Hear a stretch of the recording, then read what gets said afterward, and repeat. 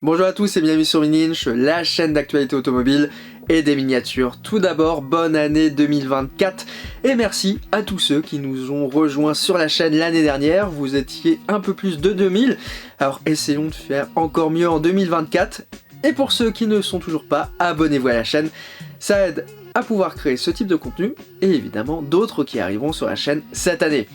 On se retrouve donc pour découvrir ma collection. Alors, ma collection, troisième épisode, puisqu'en effet c'était l'une des premières vidéos qui avait été tournée sur Mininch à l'époque. Bon, ça remonte à 2015-2016, hein, c'était un tout petit peu flou, donc on devrait faire bien mieux aujourd'hui. Il y a eu un second épisode qui avait été tourné pendant les années Covid, on voyait quelques pièces supplémentaires, mais pas tout, et donc aujourd'hui on se retrouve normalement pour un peu plus d'une heure à découvrir ma collection de voitures miniatures, avec des pièces inédites, des dernières nouveautés, et je pense qu'au total on devrait voir à peu près 30 000 à 40 000 miniatures peut-être. Dans tous les cas, installez-vous confortablement, peut-être mettez la vidéo sur grand écran si vous le pouvez. On reste donc ensemble pour un peu plus d'une heure à découvrir ma collection, c'est parti. Les voitures miniatures, je suis tombé dedans tout petit déjà, un petit peu comme Astérix, tout simplement parce que mon père était collectionneur de voitures miniatures, il m'a transmis en soi le virus, et il a commencé quand j'avais 4-5 ans à m'acheter en fait des No F3 Inch, c'est la marque et les modèles qu'on a juste derrière. Depuis en fait, mon cœur de collection c'est devenu le No F3 Inch, l'objectif étant d'avoir toutes les références. Néanmoins, ici on est dans le studio, il y a des miniatures à côté de moi, derrière la caméra également, et ça on va découvrir ça en avant-première dans cette vidéo. On va décomposer cette visite en 3 grandes étapes. Tout d'abord, tout ce qu'il y a ici, c'est un tout petit peu les modèles coup de cœur avec différentes échelles. Après on abordera les CQ qui sont situés juste derrière avec les 1,43e, une grande part de ma collection que j'ai jamais montré, mais c'est une marque que j'aime beaucoup.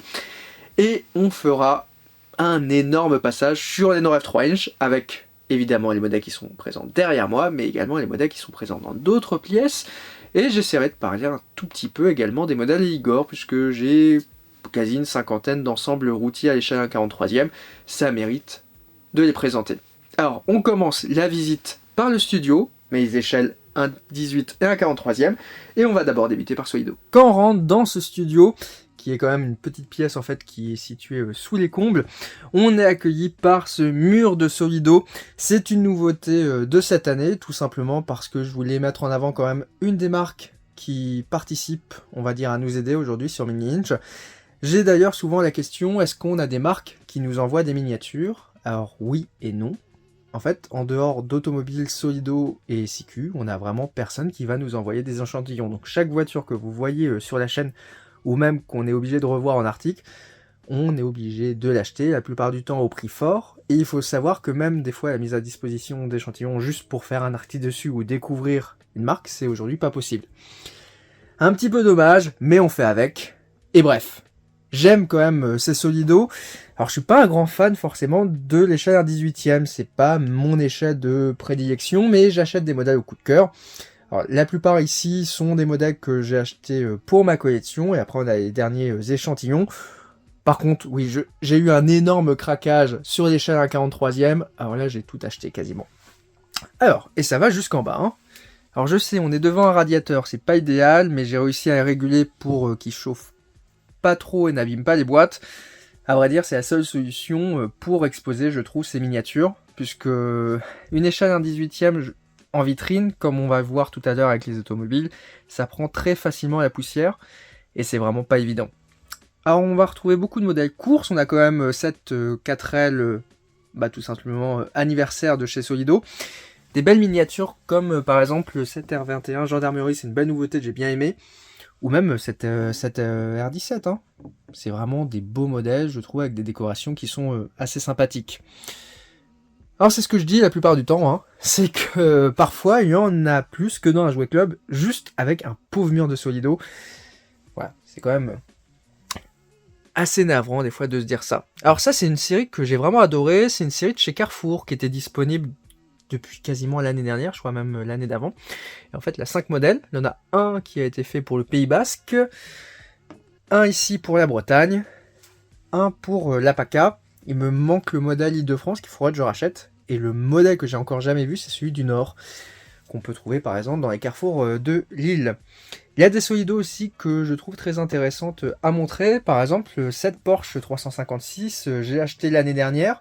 En fait, c'est une collaboration entre Solido et Dulce, donc une marque de prêt-à-porter, très typée automobile. Une belle collab avec un super modèle, j'avais acheté à Bordeaux, il y en avait encore il y a quelques mois. Voilà, c'est ça que j'aime, je trouve, dans une collection, des modèles un tout petit peu atypiques. Voilà, par exemple, comme mon père qui a craqué pour l'Aston Martin, un peu type James Bond. Il y a quand même des petits modèles marrants, par exemple cette Citroën Acadian Citroën Service, qui a tout de non original, sauf sa plaque d'immatriculation qui est 53, la Mayenne, le siège tout simplement de la rédaction. Les 1,43e, j'en ai déjà parlé, mais je trouve vraiment que cette série, c'est l'une aujourd'hui des meilleures sur le marché. On est sur des miniatures qui sont quasiment à 20-25 euros, avec une superbe sélection. C'est tout simplement le prix d'une miniature Altaïa. Donc c'est aujourd'hui l'Altaïa le moins cher de ce qu'il y a à l'échelle 1,43e. Et on a vraiment une superbe sélection. Cette année, qu'est-ce qu'on a eu? On a eu ça, par exemple, l'Espace F1. Avant, c'était un Spark, donc forcément, c'était beaucoup plus cher. On a des Venturi, c'est pas très courant non plus. On a de la 205 préparée. De la 850 TR, c'est tendance grâce à Hot Wheels. On a aussi des modèles qui sont un tout petit peu quittés. Pas encore d'RWB. Vous imaginez des RWB à 20 euros chez Solido, mais ça serait juste dément. On a aussi du classique avec de la BX. Et la dernière nouveauté, là j'ai acheté par exemple celle-ci chez Auchan à seulement 19 euros. Donc oui, c'est vraiment abordable. Comme c'est par exemple cette Yaris, ou encore cette belle 911. Je trouve qu'en fait ça permet d'avoir quand même des miniatures qui sont très abordables, avec une vraie sélection. Seul reproche que j'ai, c'est sur l'emballage. J'aime pas du tout l'emballage de ces Solido, et je trouve que le nouveau c'est encore pire, on voit pas la voiture. Ça c'est vraiment une des problématiques que je trouve sur les marques françaises. L'emballage. Alors comme tout est français dans l'échelle des miniatures, c'est dommage, mais on peut le voir, voilà. Un emballage type ici exclusif, c'est quand même beaucoup plus beau. Même ça, je trouve, l'emballage qui a été fait pour les 2 chevaux, j'aime ma région, ça apporte quelque chose d'original à une collection. Alors que les 1,43e, c'est toutes les mêmes, c'est vraiment la voiture qui va être mise en avant, et pas la boîte. Alors que comme on peut le voir, moi je les conserve en boîte. Bref, ça c'est le petit passage pour faire découvrir les dernières nouveautés Solido. Et on monte vite sur les échelles 18e, et c'est quand même compliqué à ranger.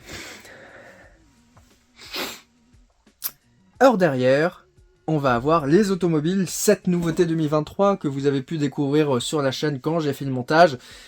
Je voulais quand même mettre en avant, puisqu'on est sur la partie studio, les différents échelles que se présentent sur le média. Et c'est vrai que le 1/18e, j'avais pas encore de vrai espace pour les présenter. Donc au final, j'ai monté ces vitrines, j'ai mis quelques automobiles que j'avais, et il n'y a déjà plus de place, donc il va falloir que je réfléchisse à comment je vais pouvoir aménager ça autrement.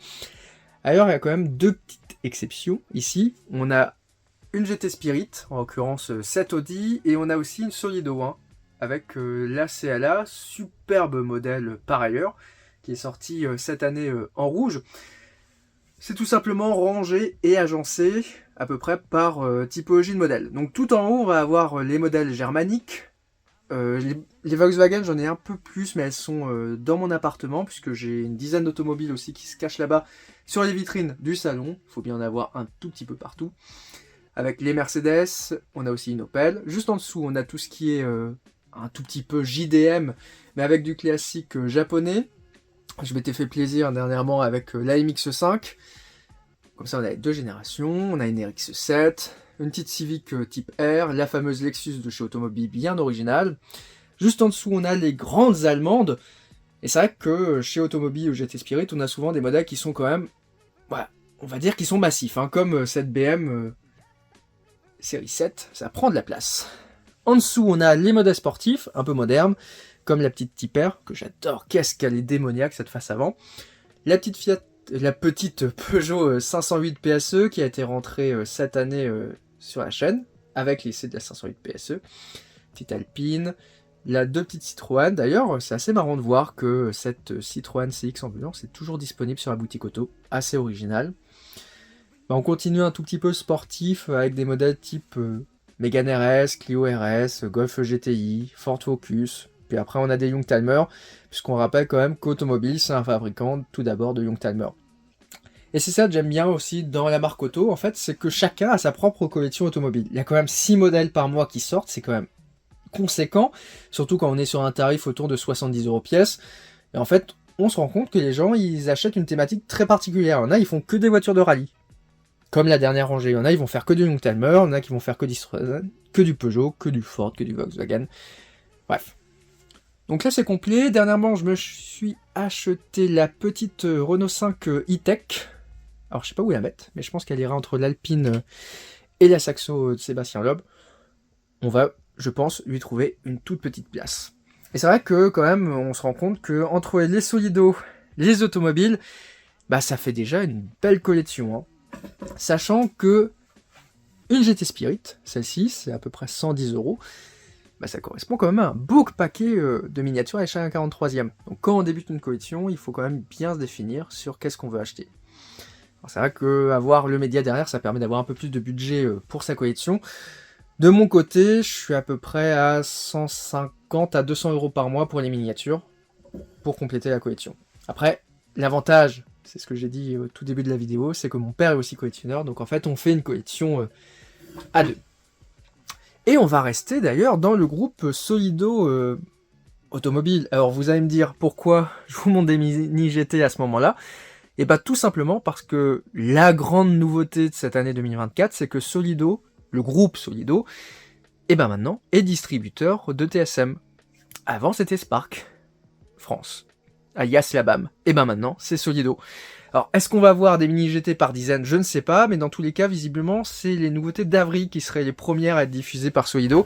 Ça correspond en mini GT à la Hyundai WRC, de Sordo, je crois.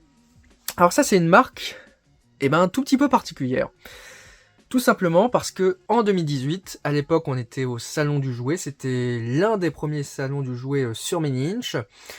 J'avais découvert Mini GT, une marque qui m'avait offerte cette petite Honda FK8. Alors celle-ci, elle vaut de l'or avec cette décoration. Ça avait vraiment fait le lancement de l'année 2018. Hein. C'était la marque 1.64 qui avait pulvérisé Hot Wheels. Et en fait, que nenni, quelques mois après, en fait, ils se sont remarqués qu'il y avait des problèmes de... tout simplement de qualité. On peut le voir d'ailleurs sur ce petit prototype, c'est que les rétroviseurs, c'était vraiment pas ça.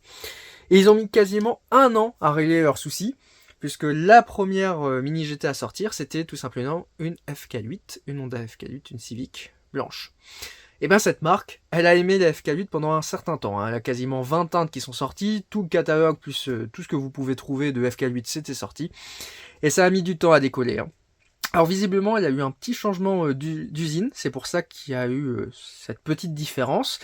Et aujourd'hui, en fait, je sais pas qui fabrique Mini GT. À une époque, on avait parlé de Tiny, puisque Mini GT, c'est géré par Tile East, qui est tout simplement la même entreprise qui gère les Tiny, qui est une marque 1.64 de Hong Kong. Alors quand même, le catalogue s'est largement élargi. Hein. Ici, on a un petit panel. Moi, j'aime les présenter puisque il y a énormément de miniatures. Et en fait, je m'étais dit au tout début, tiens, pourquoi ne pas faire quelques Mini GT ? Et à la fin, en fait, c'est impossible à suivre. Donc j'ai vraiment pris des coups de cœur, les modèles que m'a aussi envoyé la marque comme échantillon. On a vraiment une grosse diversité. On va retrouver du GT3, comme par exemple ici la Bentley, on a la NSX, puisqu'on a un petit côté américain avec TSM, malgré que la marque soit extrêmement chinoise. C'est un petit compromis, voilà, sino-américain.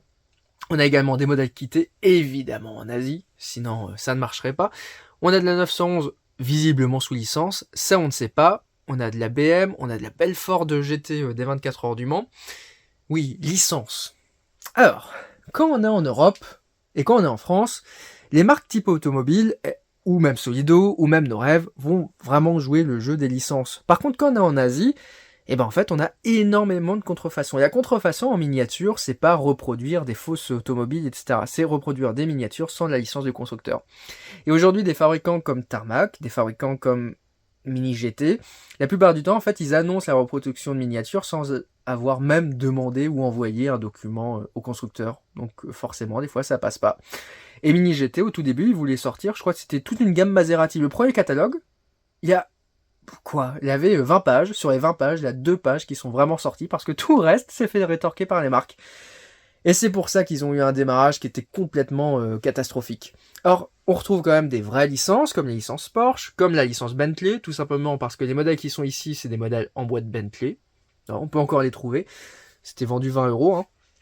Pour donner un ordre d'idée, une petite mini GT, c'est autour de 20 €, 15 à 20 €. Ouais, c'est quand même relativement abordable. On avait d'ailleurs ce très beau camion ici, qui avait été fait pour Nuremberg en 2020. Des petits modèles asiatiques originaux, comme par exemple pour Noël. Et dernièrement, j'ai rentré par exemple cette jolie petite BM série 7. On a aussi une Bugatti, donc en l'occurrence une Chiron. Et derrière, on a aussi des modèles kittés un petit peu décorés. Voilà, on a vraiment de quoi faire chez Mini GT. Et là, ils sont en train de faire du WRC, et ça s'annonce tout simplement énorme. Bref, c'est vraiment une marque, je pense, qui commence à être à suivre. Alors, est-ce que la distribution avec Solido va changer les choses? Je ne sais pas, mais dans tous les cas, je pense que c'est une marque qui reste très accessible à l'échelle d'un 64e. Et surtout, c'est une marque qui va tout simplement permettre en fait à Solido de rentrer au 1.64, puisque pour l'heure, on n'a jamais eu de vrai 1.64 dans le groupe auto Solido. On a du 1.18, on a du 1.12, on a du 1.8e avec HC Model Cars qu'ils ont lancé. On a du 1.43 depuis peu avec Solido, on a même du 1.24 avec les poids lourds, mais on n'a pas de 1.64. Et en fait, Mini GT va clairement permettre à Solido d'avoir une belle gamme au 1.64 et de pouvoir proposer par exemple des belles Lamborghini comme Saturus. J'adore le 1.64, c'est mon échelle favorite, ça c'est certain. Mais j'aime surtout avoir une certaine découverte, puisque le 1.64 c'est une échelle qui prend pas beaucoup de place, qui est assez abordable, puisque par exemple une lignée quasiment de 1.64 de chez Mini GT, c'est le prix tout simplement d'une grosse TSM. Hein. Donc pourquoi se priver et avoir qu'une TSM qu'on ne saura pas où exposer parce que c'est impossible, alors qu'on pourrait avoir 10 modèles Mini GT qui sont quasiment aussi bien terminés. Hein. Et dernièrement, la révélation, je trouve, de cette année 2023, c'est la marque Hot Wheels. Alors, au tout début, si vous avez regardé ma précédente vidéo, l'emplacement où il y avait toutes les 1/18e, c'était couvert de Matchbox. D'Hot Wheels, c'était des blisters mainline, et en fait, cette année, j'ai tout supprimé, j'ai tout rangé. Tout simplement parce que la mainline, c'est bien, c'est des miniatures qu'on achète un tout petit peu à tout va, qu'on chasse dans les magasins. C'est pas cher, c'est 2 €. Seul souci, c'est que quand on en achète 40, ça fait 80 €, mais ça prend énormément de place et on sait plus quoi en faire. Là, cette année, on a Hot Wheels qui est arrivé avec une gamme premium qui est disponible surtout chez Smith, avec par exemple ce type de coffret. Alors, pourquoi aller chercher ailleurs alors qu'on a une petite Lancia Delta intégrale qui ressemble à une Lancia avec un côté jouet, une belle déco, on a des sets qui sont jolis, comme par exemple ce coffret Nissan. Mais surtout, en fait, on se rend compte que le monde de la miniature, aujourd'hui, c'est régi par Hot Wheels, tout simplement. C'est bête à dire, mais Hot Wheels est précurseur sur toutes les autres échelles par rapport à leur choix. Tout simplement, Hot Wheels, c'est la marque numéro 1 au monde. C'est eux qui produisent le plus de voitures miniatures dans tous les pays, ça c'est certain. Donc les miniatures sont soit produites en Thaïlande, soit en Malaisie, c'est surtout Malaisie, soit aussi en Chine, en fonction des gammes, mais c'est vendu partout. Hein. Hot Wheels, c'est une marque qui est internationale dans le monde entier.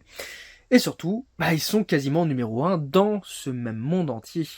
Et quand Hot Wheels propose des miniatures originales, tout le monde suit. Et c'est d'ailleurs marrant de voir que c'est le cas au 1.64, mais c'est le cas aussi à l'échelle 1.43, à l'échelle 1.18e. Quand Hot Wheels propose des sets Nissan avec des GTR d'outre-tombe, de 30 à 40 ans, c'est étonnant de voir que derrière tout le monde suit parce que ça marche. Alors, on retrouve des modèles premium comme les deux coffrets. On a également ce qu'on a derrière avec les petits blisters. Donc tout ça a été trouvé chez Smith ou chez Leclerc Jouet, comme par exemple cette très belle RS2 Forza. Ils ont compris également que les licences, ça marchait. On a également l'Alpine, seul modèle qui a été reproduit pour le moment à l'échelle 1.64. D'ailleurs, une Alpine qui arrive enfin chez Majorette en 2024. Alors, ça sera une premium et je crois que c'est la R. Mais ouais, on va enfin avoir une Alpine chez Majo, c'est quand même bien. On a aussi ce petit coffret, typiquement américain, avec Jalino le garage. C'est un peu comme si on avait l'équivalent d'un garage turbo. Bon, il y a des beaux modèles, c'est très varié. Et dernièrement, la Pascal, qui est rédacteur à rédaction, vous pouvez lire ses articles tous les lundis sur Mini-Inch, qui m'a fait découvrir la boutique Mattel. Alors ça, c'est des modèles qu'on ne trouve que en ligne, que sur Mattel, Création, une boutique qui est dédiée avec différents clubs. Et ça, par exemple, ça vient du club Redline. C'est une miniature Hot Wheels avec un superbe emballage. Bon, ça reste une miniature Hot Wheels avec une jolie couleur et c'est vendu quasiment 30€. Voilà, pour résumer, le marketing fait bien les choses. Mais en fait, je trouve que c'est beau, tu vois, ça fait un bel objet de collection. Et j'ai vu pas mal de gens qui collectionnaient ce type de miniature. C'est exclusif. Bon, c'est limité à 50 000 exemplaires, hein, mais pour une Hot Wheels, c'est tout petit. Et c'est magnifique. Donc il y a celle-ci que j'ai rentrée, une petite 300 SL, qui est plutôt bien. Et j'ai aussi testé 2 Matchbox. Alors la dernière, c'est une 911 RSR. Alors c'est une Matchbox, hein, ça n'a rien d'exceptionnel, mais c'est vraiment le packaging qui fait tout. D'ailleurs, on peut aussi noter que Hot Wheels et Matchbox possèdent une nouvelle machine pour la décoration. Ça n'a plus l'air d'être de la tampographie, c'est de la projection 3D. On le voit avec des tout petits pixels.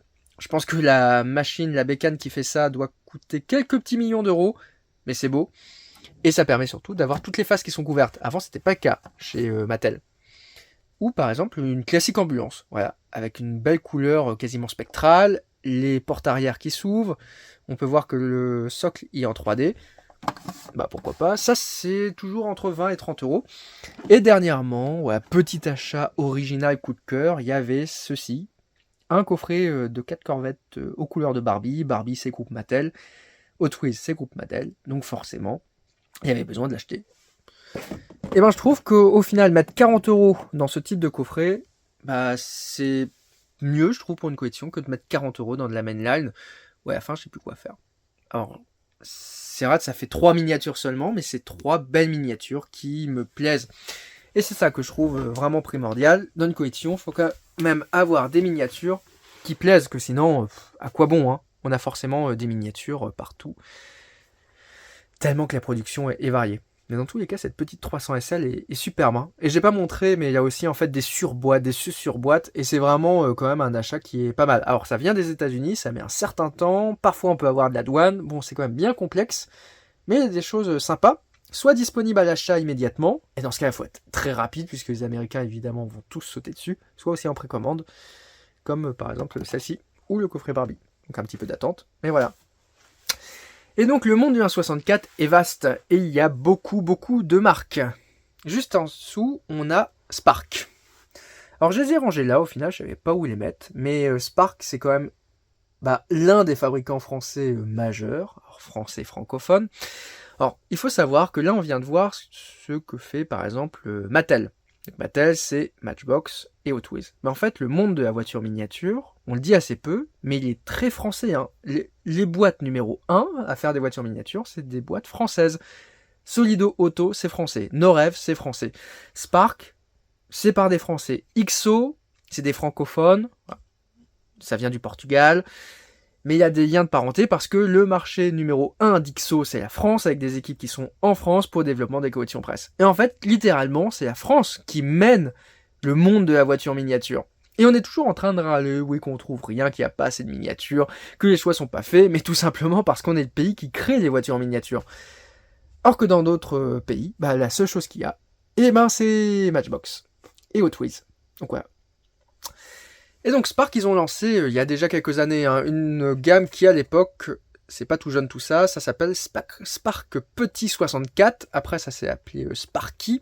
Ils avaient commencé à des petites boîtes en plastique, il y avait des versions promotionnelles par exemple pour Toyota. Voilà, Le Mans 2013, pour vous donner un tout petit ordre d'idée, on avait également des Spark à décorer. Hein. Ça, c'est les fameuses 911. C'est d'ailleurs les premières miniatures qui avaient été présentées sur Média en 2015. Donc ça remonte énormément. Et j'en ai quand même pas mal de ces petites Spark. Il y en a plus d'une cinquantaine sur cette étagère. Oui, une cinquantaine. Hein. C'est la différence entre avoir du 64 et avoir du 43 ou 18. Et également, Spark, c'est l'une des marques contemporaines à avoir sorti pour la première fois des F1 en 2000. Ça, c'est de la saison 2013. Donc c'était 2014-2015, il me semble. Alors depuis, c'est une mode au 1.64 d'avoir des F1, puisqu'on en retrouve chez Spark, on en retrouve chez Tarmac, on en retrouve chez Mini GT. J'ai d'ailleurs acheté dernièrement les Spark F1. Il faut que je trouve les Mini GT, je ferai un petit comparo, je pense. On a eu des modèles civiques qui sont sortis, comme par exemple ces 4911. On a également des modèles du Mans. Bref, on peut pas tout exposer, hein, mais c'est un tout petit peu dommage. On a aussi des winners ici qui sont présents. Mais la place manque, hein. Il faut quand même exposer 50 miniatures. Donc voilà, je pense que je changerai régulièrement la petite déco qui est mise en avant, mais ça sera impossible de voir toutes les Spark d'un seul coup. Il y en a quand même une qui est sortie, vous l'aurez noté, c'est une petite 917K. Alors derrière, on a la version qui est sortie chez Spark. Ça, c'est une version qui vient de Hong Kong, qui est une boîte de chez Tani, j'en parlais tout à l'heure. Voilà, le logo de la marque, c'est ça. Et en fait, c'est une collab. Les marques asiatiques, en fait, pour avoir les licences, comme je vous l'ai expliqué tout à l'heure, les licences, c'est très compliqué.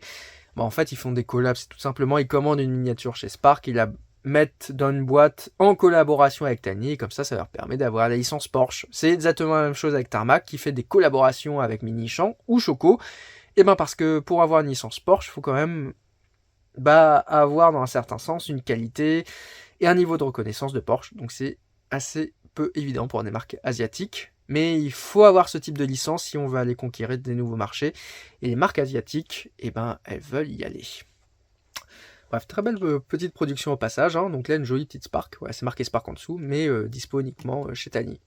J'en ai vu qu'il y en avait à vendre à Paris à la boutique des BAM, donc à la boutique Spark, rue des Halles, 28 €. Ouais, bon, j'ai payé la mienne 20.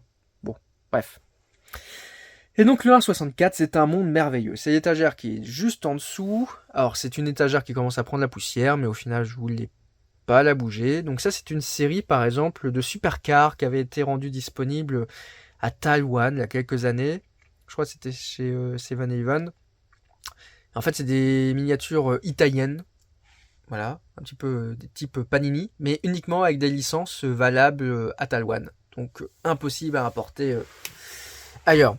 Très belle série avec une très belle section. En fait, on a des Bugatti, on a des McLaren. Derrière, on a des Pagani, toujours avec un petit ouvrant.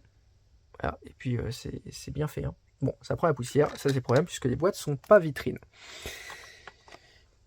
Là, c'est 2 mini GT. Je sais pas quoi en faire. Elles sont en blister US. Quand on vend une miniature aux États-Unis, évidemment, c'est pas pareil que partout. Il faut surtout que la voiture réponde déjà à l'échelle locale. Donc c'est soit le 1,64, soit le 1,24. Et si on fait une 1,64, on va pas vendre une simple boîte comme on le fait par exemple en Asie ou en Europe. Il nous faut un énorme blister pour que ce soit visible dans les magasins. Et voilà, une mini GT version Amérique. Là, une boîte, et une miniature, et il a un énorme blister. C'est d'ailleurs pour ça que les blisters chez Hot Wheels font cette taille-là, parce que c'est quasiment conventionnel aux États-Unis d'avoir cette dimension de blister. Et c'est d'ailleurs pour ça que les blisters premium sont tout simplement importés des US, sont bien plus grands que nos petites cartes qu'on retrouve dans les Hot Wheels qu'on qualifie de mainline. Et ici, alors je savais pas où les mettre, le reste est en carton, malheureusement je peux pas tous exposer dans cette collection en fait. Hein. Je pense que 70% c'est du carton aujourd'hui parce que n'a pas la place. Et on va voir un tout petit peu qu'est-ce que font les différents fabricants. On a Minichamp qui à une époque a voulu faire du 1,64 en 2 périodes. Il y a eu les années 80, il y a eu le début des années 2000, fin années 2000, ça quasiment, c'était début 2010. Ils ont voulu faire du 1,64 collection et se sont littéralement plantés. Voilà, ça c'est soit ça passe, soit ça casse. On a Audi aussi, qui est une marque chinoise spécialisée dans la reproduction des voitures des constructeurs locales. C'est un petit peu nos rêves de Chine. On a des miniatures un petit peu Porsche, là, qui avaient été offertes quand c'est son plein chez Esso. On a du Ritz, ça c'est allemand, c'est une Golf made in Germany, récente, comme on peut le voir. On a aussi une petite Choco, j'ai laissé, comme une belle petite 911. Bref, j'aime essayer d'avoir une miniature de chaque fabricant. On a Airpa aussi, qui avait fait du 1,66 à une époque. Donc là, voilà, une sélection d'une miniature à peu près par marque. Donc ça, c'est les Minichamp d'origine. Donc le reste est en carton. Une Auto Art aussi. Quand ils faisaient de la voiture, maintenant c'est vrai qu'ils ont quasi arrêté, ils faisaient aussi du 64. Et derrière, on a une Prius qui vient de chez Kyosho. Et puis une petite Andretti. Voilà, ça c'est une IndyCar. Donc c'est là ce qu'on se rend compte en fait que 1,64 c'est une échelle.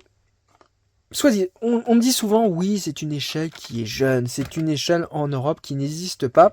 Ça c'est les gens qui ne s'intéressent pas vraiment je trouve aux miniatures qui disent ça parce que le 1,64 c'est l'échelle la plus produite aujourd'hui au monde. Tout simplement parce que le 1,64 c'est l'échelle de ça.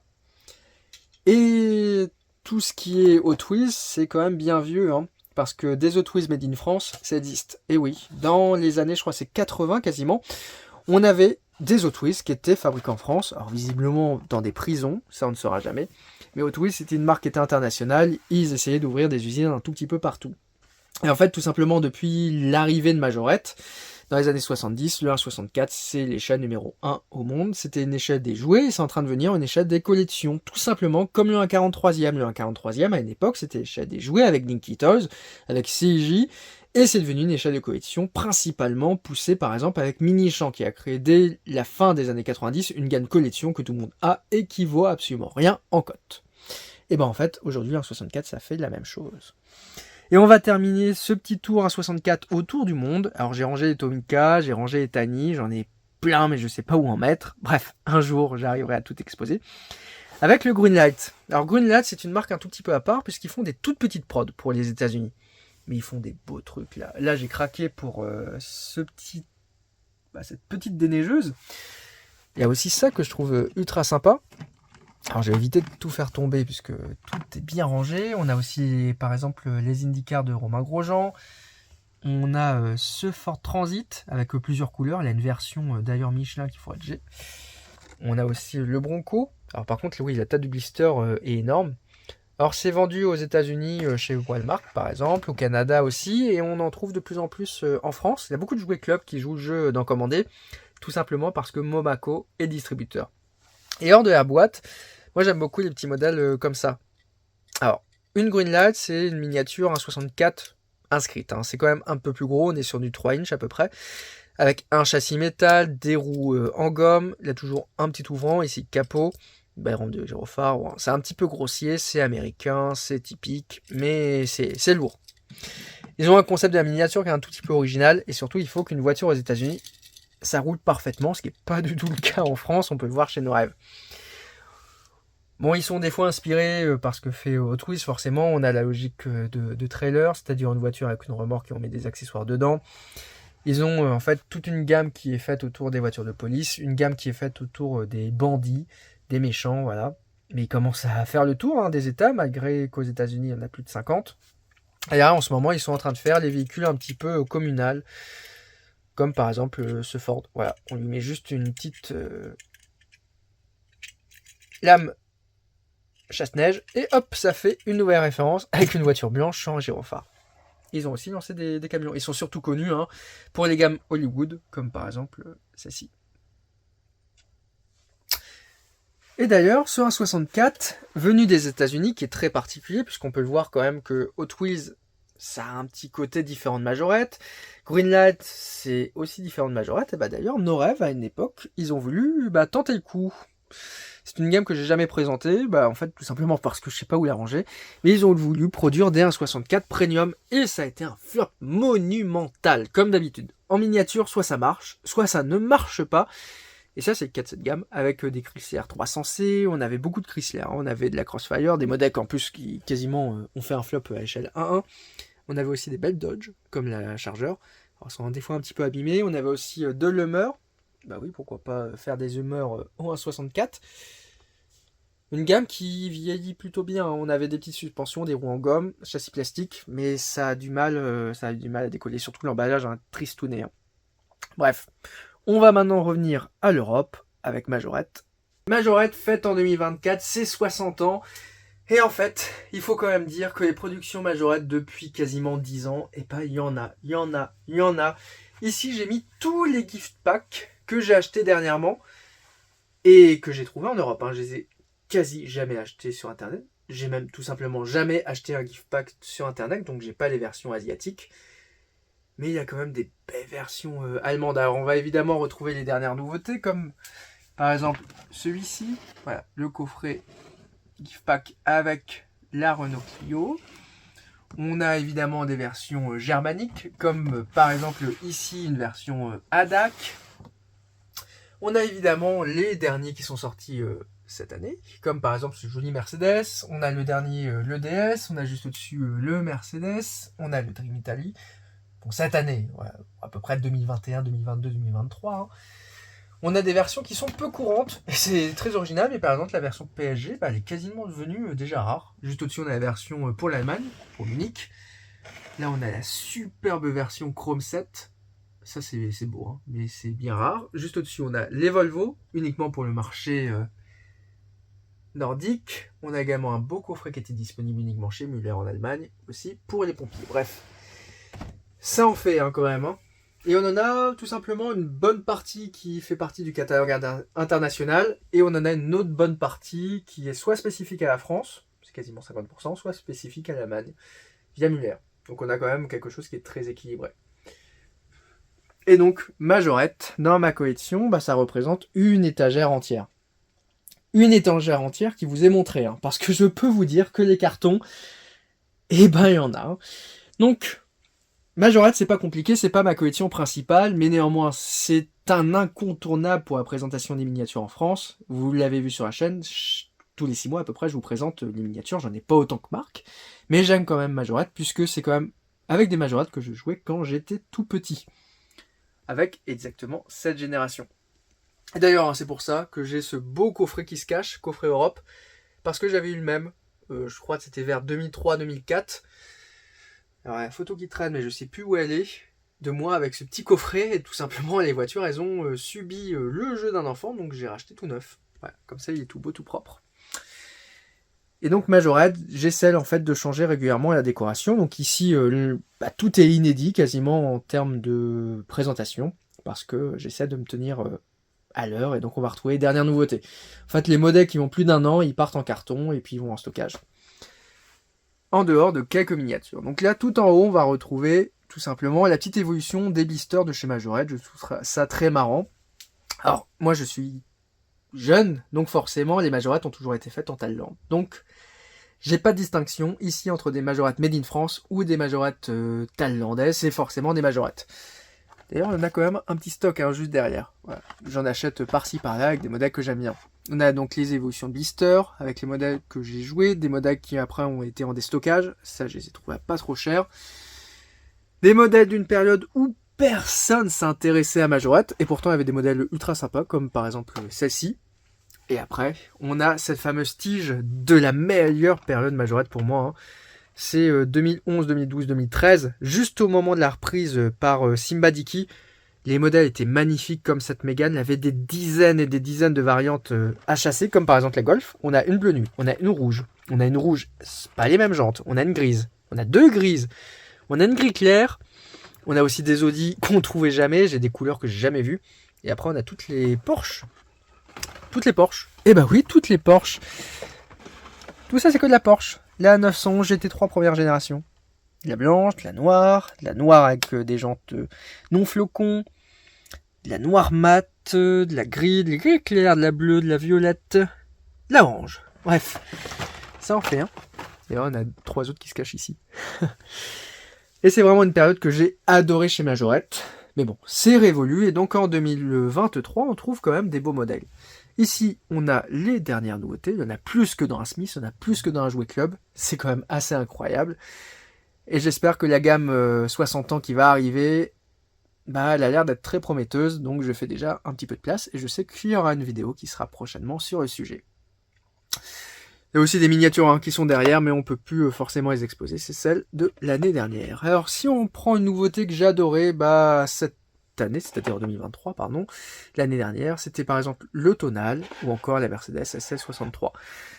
La gamme Blister Premium, je trouve qu'elle est très bien, mais c'est juste qu'il n'y a pas assez de rotation au niveau des couleurs. J'aimerais un peu plus de couleurs comme ce qu'il y avait avant. C'est un peu tristouné des fois d'attendre 6 mois pour avoir une nouveauté Majorette, alors que Majorette est présent dans le rayon. Donc à l'époque, c'était que Majorette n'était pas présent dans le rayon parce qu'elle avait des soucis de référencement, d'achat, etc. La Majorette, ils arrivent à vendre de la Premium, et en fait, leur gamme, elle est pas autosuffisante comme ce que peut faire Hot Wheels. Les Hot Wheels, elles tournent très rapidement, qu'il y a très peu de modèles qui restent à la fin d'une série, contrairement aux Major. Alors j'aime quand même les Majos anciennes et les Majos à peu près récentes, donc c'est pour ça qu'ici il y a une petite présentation des Majos aussi un petit peu rares. Derrière on a des versions chiliennes, qu'on a juste ici, des publicitaires, on a les mêmes aussi en Orève, donc ça vient direct du Chili, merci à mon correspondant, d'ailleurs son colis partira très prochainement pour l'échange. On a aussi des prototypes, voilà, on travaille dans le monde automobile, donc des fois on peut avoir des protos qui traînent, comme par exemple cette C3, où en fait le proto, c'est qu'il n'y a pas le numéro du rallye, juste après 3, et d'ailleurs il y a quand même un numéro de lot qui est présent derrière. Voilà un joli coup de marqueur, on se demande pourquoi. Hein. On a celle-ci qui est originale, et on a également... Je sais plus où elle est passée, tiens, j'ai pas mise.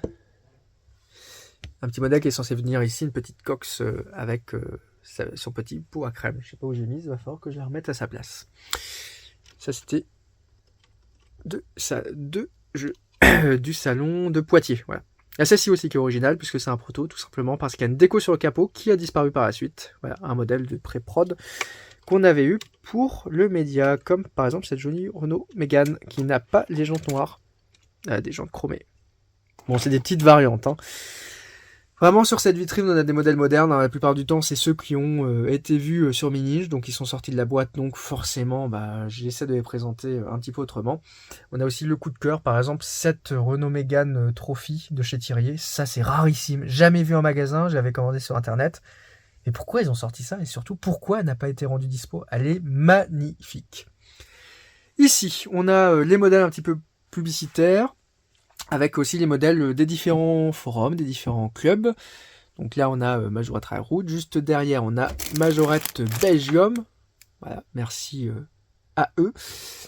On a également des petites versions ici pour Fréquin, pour Inéo, pour Adaxo, pour des clubs. Bon, bref, il commence à plus beaucoup avoir de place, malheureusement. On a aussi, d'ailleurs, c'est assez peu courant, une version de la Vache qui rit, qui était disponible au musée, qui a été très rapidement épuisée. Et juste en dessous, on a un tout petit peu pour les 60 ans de la marque, voilà, un petit avancement avec des modèles français, un peu classiques, ça plaira aux puristes, puisqu'il y en a quand même qui ont été trouvés en vide-grenier, ou des fois en bourse, ici et là, avec des fois des bons prix. Ça, j'avais eu à 15 € en bourse, c'était une belle perle, j'étais très content de l'avoir, il y a une dizaine d'années. Un beau porte-bateau, que maintenant, c'est vrai que les prix commencent à s'envoler, mais les majorettes sont très très spécifiques, et des changements et des couleurs de vitrage qui sont différentes. Bref, c'est quand même difficile à suivre. Avec aussi des modèles qui sont neufs derrière, comme la 205. On a aussi une Datsun juste en dessous. On a une Excalibur. J'ai des blisters aussi qui traînent et qui sont pas présents ici de majorettes des années 80 et 70. Bon, on peut pas tout mettre. Et puis derrière, on a un petit peu de moderne, comme par exemple des modèles Police de Dubaï. Bon ouais, ça fait quand même une belle vitrine, bien chargée, je sais. Mais ça permet d'avoir quand même une belle expo. Juste en dessous, on a les modèles qui sont les derniers rares. Alors, belle collaboration entre Majorette et Mercedes. Des Majorettes chez les constructeurs, c'est pas courant. Et chez Mercedes, ils jouent le jeu. Avec les dernières nouveautés. Derrière, en fait, on a la première série, qui est d'ailleurs devenue bien rare. Là, ce qui est sorti dernièrement, c'est un joli Sprinter qui a inauguré le moule avec une nouvelle caisse qu'on commence à voir dans la gamme Majorette. Il y en a un juste ici d'ailleurs. Ça, c'est les modèles qu'on a sur le salon de Nuremberg, donc des versions publicitaires qui sont offertes la plupart du temps aux acheteurs, en fait, pour les remercier d'acheter Majorette. Quand je dis acheteur, c'est un représentant, par exemple, de chez Auchan qui va acheter quelques milliers de palettes. Et droit quand même à une petite miniature. Donc on a les différentes années sur les portes. Alors il me manque la 15, où j'avais pas pu aller chez Majorette à l'époque. C'était au tout début du média. Depuis on a 15, 17, 18, 19, 20... On a les années Covid et on retrouve la 23. La 2024, c'est une petite Formule 1 qui en fait le rappelle d'une BRM, je crois, une Formule 1 des années 60. Et voilà, un revival du moule. Ça, c'est une série que j'ai rentrée dernièrement qui est disponible sur la boutique en ligne Europa Park ou au parc Europa Park. Donc il faut savoir que Europa Park est situé à quelques kilomètres de Strasbourg, on va dire à la frontière entre la France et l'Allemagne, qui est un parc d'attractions. Ils ont un partenariat avec Majorette, il y a une boutique Majorette qui est présente sur place, ils ont une gamme Majorette qui s'est développée, avec pas mal de modèles. Donc on en a qui sont derrière, donc au total on avait 3 modèles sur la première série, là j'en ai recommandé 3, qui sont les 3 devant, avec 4 modèles sur la première série, pardon. On a le Mac qui vient de sortir, on a la 911 GT3 RS, on a aussi cette jolie ambulance sur un Sprinter. Et on a aussi d'autres modèles qui sont sortis mais qui ne sont pas disponibles sur la boutique en ligne, uniquement pour le moment à Europa Park. Je crois que par exemple il y a un Ford, un Raptor, un Land Rover et sa remorque. En fait, la plupart du temps c'est des petits modèles bien sympathiques avec un beau blister, ça c'est important. Une déco qui est parfois en stickers, ça c'est moins bien. Des fois en tempo, comme par exemple cette Porsche qui a les deux. Là, du stickers en fait quand la 3, il a plusieurs couleurs. Et sinon, quand il n'y a qu'une couleur, c'est de la tempo. Et ça veut surtout dire que Majorette, aujourd'hui, n'a pas la même machine qu'Hot Wheels, que je vous ai parlé tout à l'heure. Ils sont incapables de faire de la tempo sur plusieurs couleurs, c'est-à-dire de l'impression, par exemple, d'un dessin extrêmement coloré. Ça, Hot Wheels est capable de le faire maintenant, pas Majorette. Ça a son importance par la suite. Et donc ça, c'est les fameuses modèles Chrome. Or, bon, j'ai toute la série. En dehors de tous ceux qui sont sortis cette année, j'ai pas les Silver.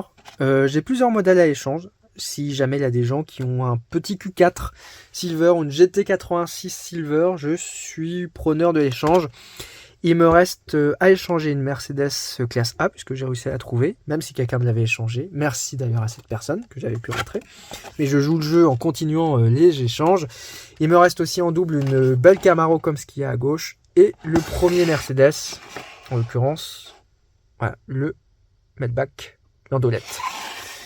Donc s'il y a des gens qui ont l'Audi ou la GT86, je suis preneur. Et d'ailleurs c'est très marrant, hein. Cette série, c'est donc une série pour attirer les collectionneurs, mais c'est une série qui vaudra, je pense, absolument rien par la suite, parce que tous les collectionneurs l'achètent. Suffit de voir sur Vinted le nombre de pages qu'il y a de gens qui vont tout simplement acheter, qui vont jamais jouer avec les miniatures. Et les voitures les plus rares, ça vont être les voitures avec lesquelles les enfants vont jouer et qui sont aussi présentes dans cette série. Il faut savoir que ça, il y en a une par carton. Dans un carton majorette, il y a 2 couleurs. Donc en fait, c'est juste une demi-fois plus rare. Par contre, les 2 autres couleurs, alors là, bonne chance des fois pour trouver certaines versions. Mais c'est marrant. On a aussi cette gamme chez Majorette qui est appelée la fameuse Limited Edition. C'est tout simplement une gamme qui est limitée dans le temps. Elle sort tous les ans. Alors ici, on a toute la dernière qui est sortie. Elle est pas si mal, hein. Moi, j'aime bien la 917. C'est un beau moule, je trouve. Et là, on a les premières versions. C'est vrai que ça commence à remonter. Alors derrière, je vais éviter de tout faire tomber, mais il y a d'autres modèles qui se cachent. Bon, ça je change régulièrement, on va dire, à disposition, mais j'ai toutes les séries qui sont cachées derrière. Majorette, c'est surtout Porsche en ce moment, et donc il faut bien une petite étagère. Alors ici, on a les modèles qui sont sortis l'année dernière et que j'ai plus de place pour ranger. Les blisters également de l'année dernière. Enfin, je l'ai trouvé hier, celle-ci, juste avant de tourner cette vidéo. Donc j'ai la série qui est complète. Donc c'est la petite Porsche 911 GT3 Cup, modèle 2023. Elle est magnifique en chrome. Juste à côté, on a le modèle qui est sorti chez Porsche avec un blister légèrement différent. À gauche, voilà, c'est marqué Porsche Gran Turismo et pas Porsche Edition. Mais un modèle qui est sorti aussi par la suite chez Porsche. On critique d'ailleurs des fois que les majorettes, il n'y a pas de version française. Et pourtant, il y avait eu ça pour le Mans, le circuit du Mans. Et il n'y en a plus, et ça va devenir rarissime. Et j'en ai pas acheté plusieurs. Malheureusement, j'aurais dû en prendre plus. On a les nouveaux moules ici, comme par exemple la 911 Carrera RS 2.S. Ça c'est beau. Donc là j'ai réussi à avoir toute la série, vous l'avez déjà découverte sur Mini, donc elle n'est pas représentée. Et ici ça, c'était de l'époque où il y avait une petite boutique éphémère à Piquictos La Défense. Alors ça commence à dater puisque maintenant il n'y a plus de Piquictos à la Défense, il n'y a même plus de Toys R Us à la Défense, il n'y a même plus de Piquictos tout court, il n'y a même plus de Pickwick, maintenant c'est Smith's. Bref, ils avaient fait une Majo Factory où on pouvait fabriquer ces petits modèles.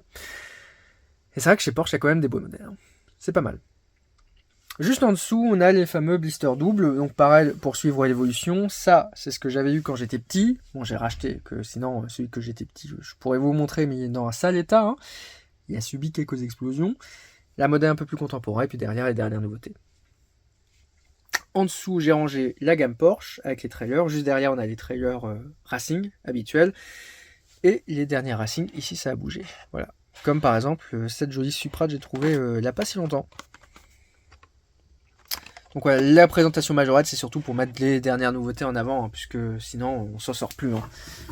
Et juste en bas, si on descend, on va avoir une ancienne ref qui traîne, que j'avais sorti pour un article et j'ai pas rangé, mais j'en ai plusieurs des comme ça.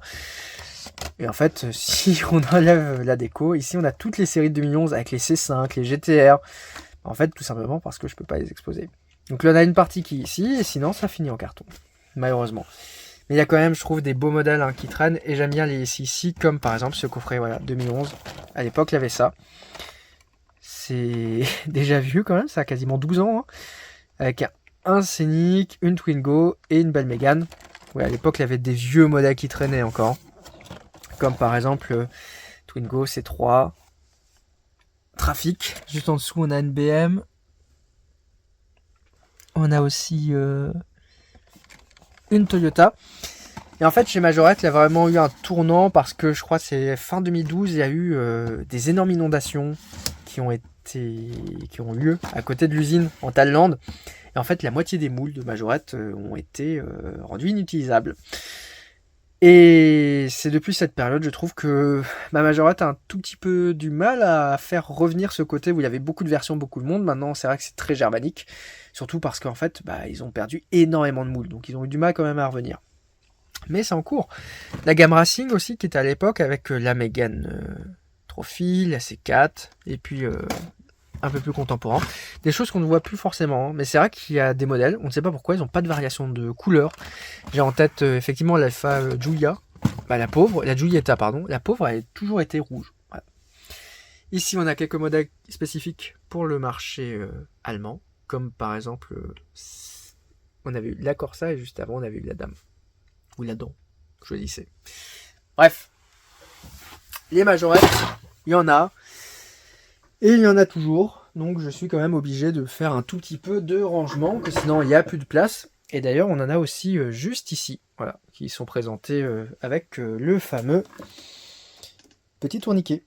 Il était situé juste à droite, mais j'avais plus de place, donc il a fallu changer. Bon, vous avez commencé à voir ce qu'il y avait derrière. On va parler maintenant CQ, et après on va revenir au North Range qu'il y a ici, pour voir un tout petit peu d'inédit dans cette collection, avec ce qui se cache derrière la caméra. Effectivement, c'est une petite pièce dans laquelle est présente ce studio. Et derrière la caméra, il y a des miniatures. Alors là, j'ai tout rangé de façon un tout petit peu inédite. Bon, là, un tout petit peu de CQ, un petit mur, un tout petit peu. Bon, ça va jusqu'au plafond, quoi. Voilà, juste au-dessus, c'est le toit, hein. Là, pas plus. Voilà, CQ, c'est une marque que j'apprécie énormément. J'ai un petit peu de mal des fois à la présenter sur la chaîne, à savoir comment bien la positionner, puisque ça reste une marque qui est dédiée aux enfants. Alors j'essaie la plupart du temps de vous présenter les nouveautés, mais je vous parle rarement de mes achats, et il faut savoir que je complète énormément ma collection en CQ actuellement, avec toutes les époques. Alors tout simplement, en partie supérieure, on a les sets que j'apprécie beaucoup, parce que le CQ, il y en a 5 à 6 cartons. Voilà, parce que j'ai aussi du 1.32, puis j'ai aussi des modèles un peu plus anciens. Je sais plus quoi en faire. Mais ça, je suis en train de réfléchir à comment les positionner. Donc bref, ici, c'est les sets que j'aime bien, les beaux sets, les sets avec lesquels j'ai une histoire, parce qu'en fait, j'ai beaucoup joué au CQ quand j'étais un tout petit peu plus grand, après le majorette. Et après, c'est vrai que j'aime beaucoup ce côté germanique. Dernièrement, j'ai remis ça au goût du jour avec un nouveau rangement, parce qu'en fait, il y a quelques années, j'ai réussi à avoir mon Graal en CQ. C'est-à-dire que je voulais absolument avoir ceci, une jolie station Shell des années 70. Et elle est là, elle est bien enveloppée, elle va rester comme ça, hein. C'est grâce à Sam, j'espère. S'il regarde cette vidéo, il se reconnaîtra. D'ailleurs, ces deux modèles viennent aussi du sud, qui sur un vide-grenier l'a vu. Et il m'a directement... j'étais en contact avec lui, j'étais à l'époque chez Guillaume, une belle histoire rocambolesque. Guillaume qui dit « Ah, t'as vu, il y a Sam qui a vu des belles CQ en vente. » Il me montre, et là, elle avait cette fameuse station que j'ai cherchée pendant quasiment 10 ans. Parce que ça, en Allemagne, ça vaut 200 €, et moi, je pouvais mettre 60-70. J'ai trouvé à ce prix-là. Et ici, on a les modèles un peu plus contemporains que personne ne veut. Les CQ, c'est compliqué à trouver aujourd'hui en France.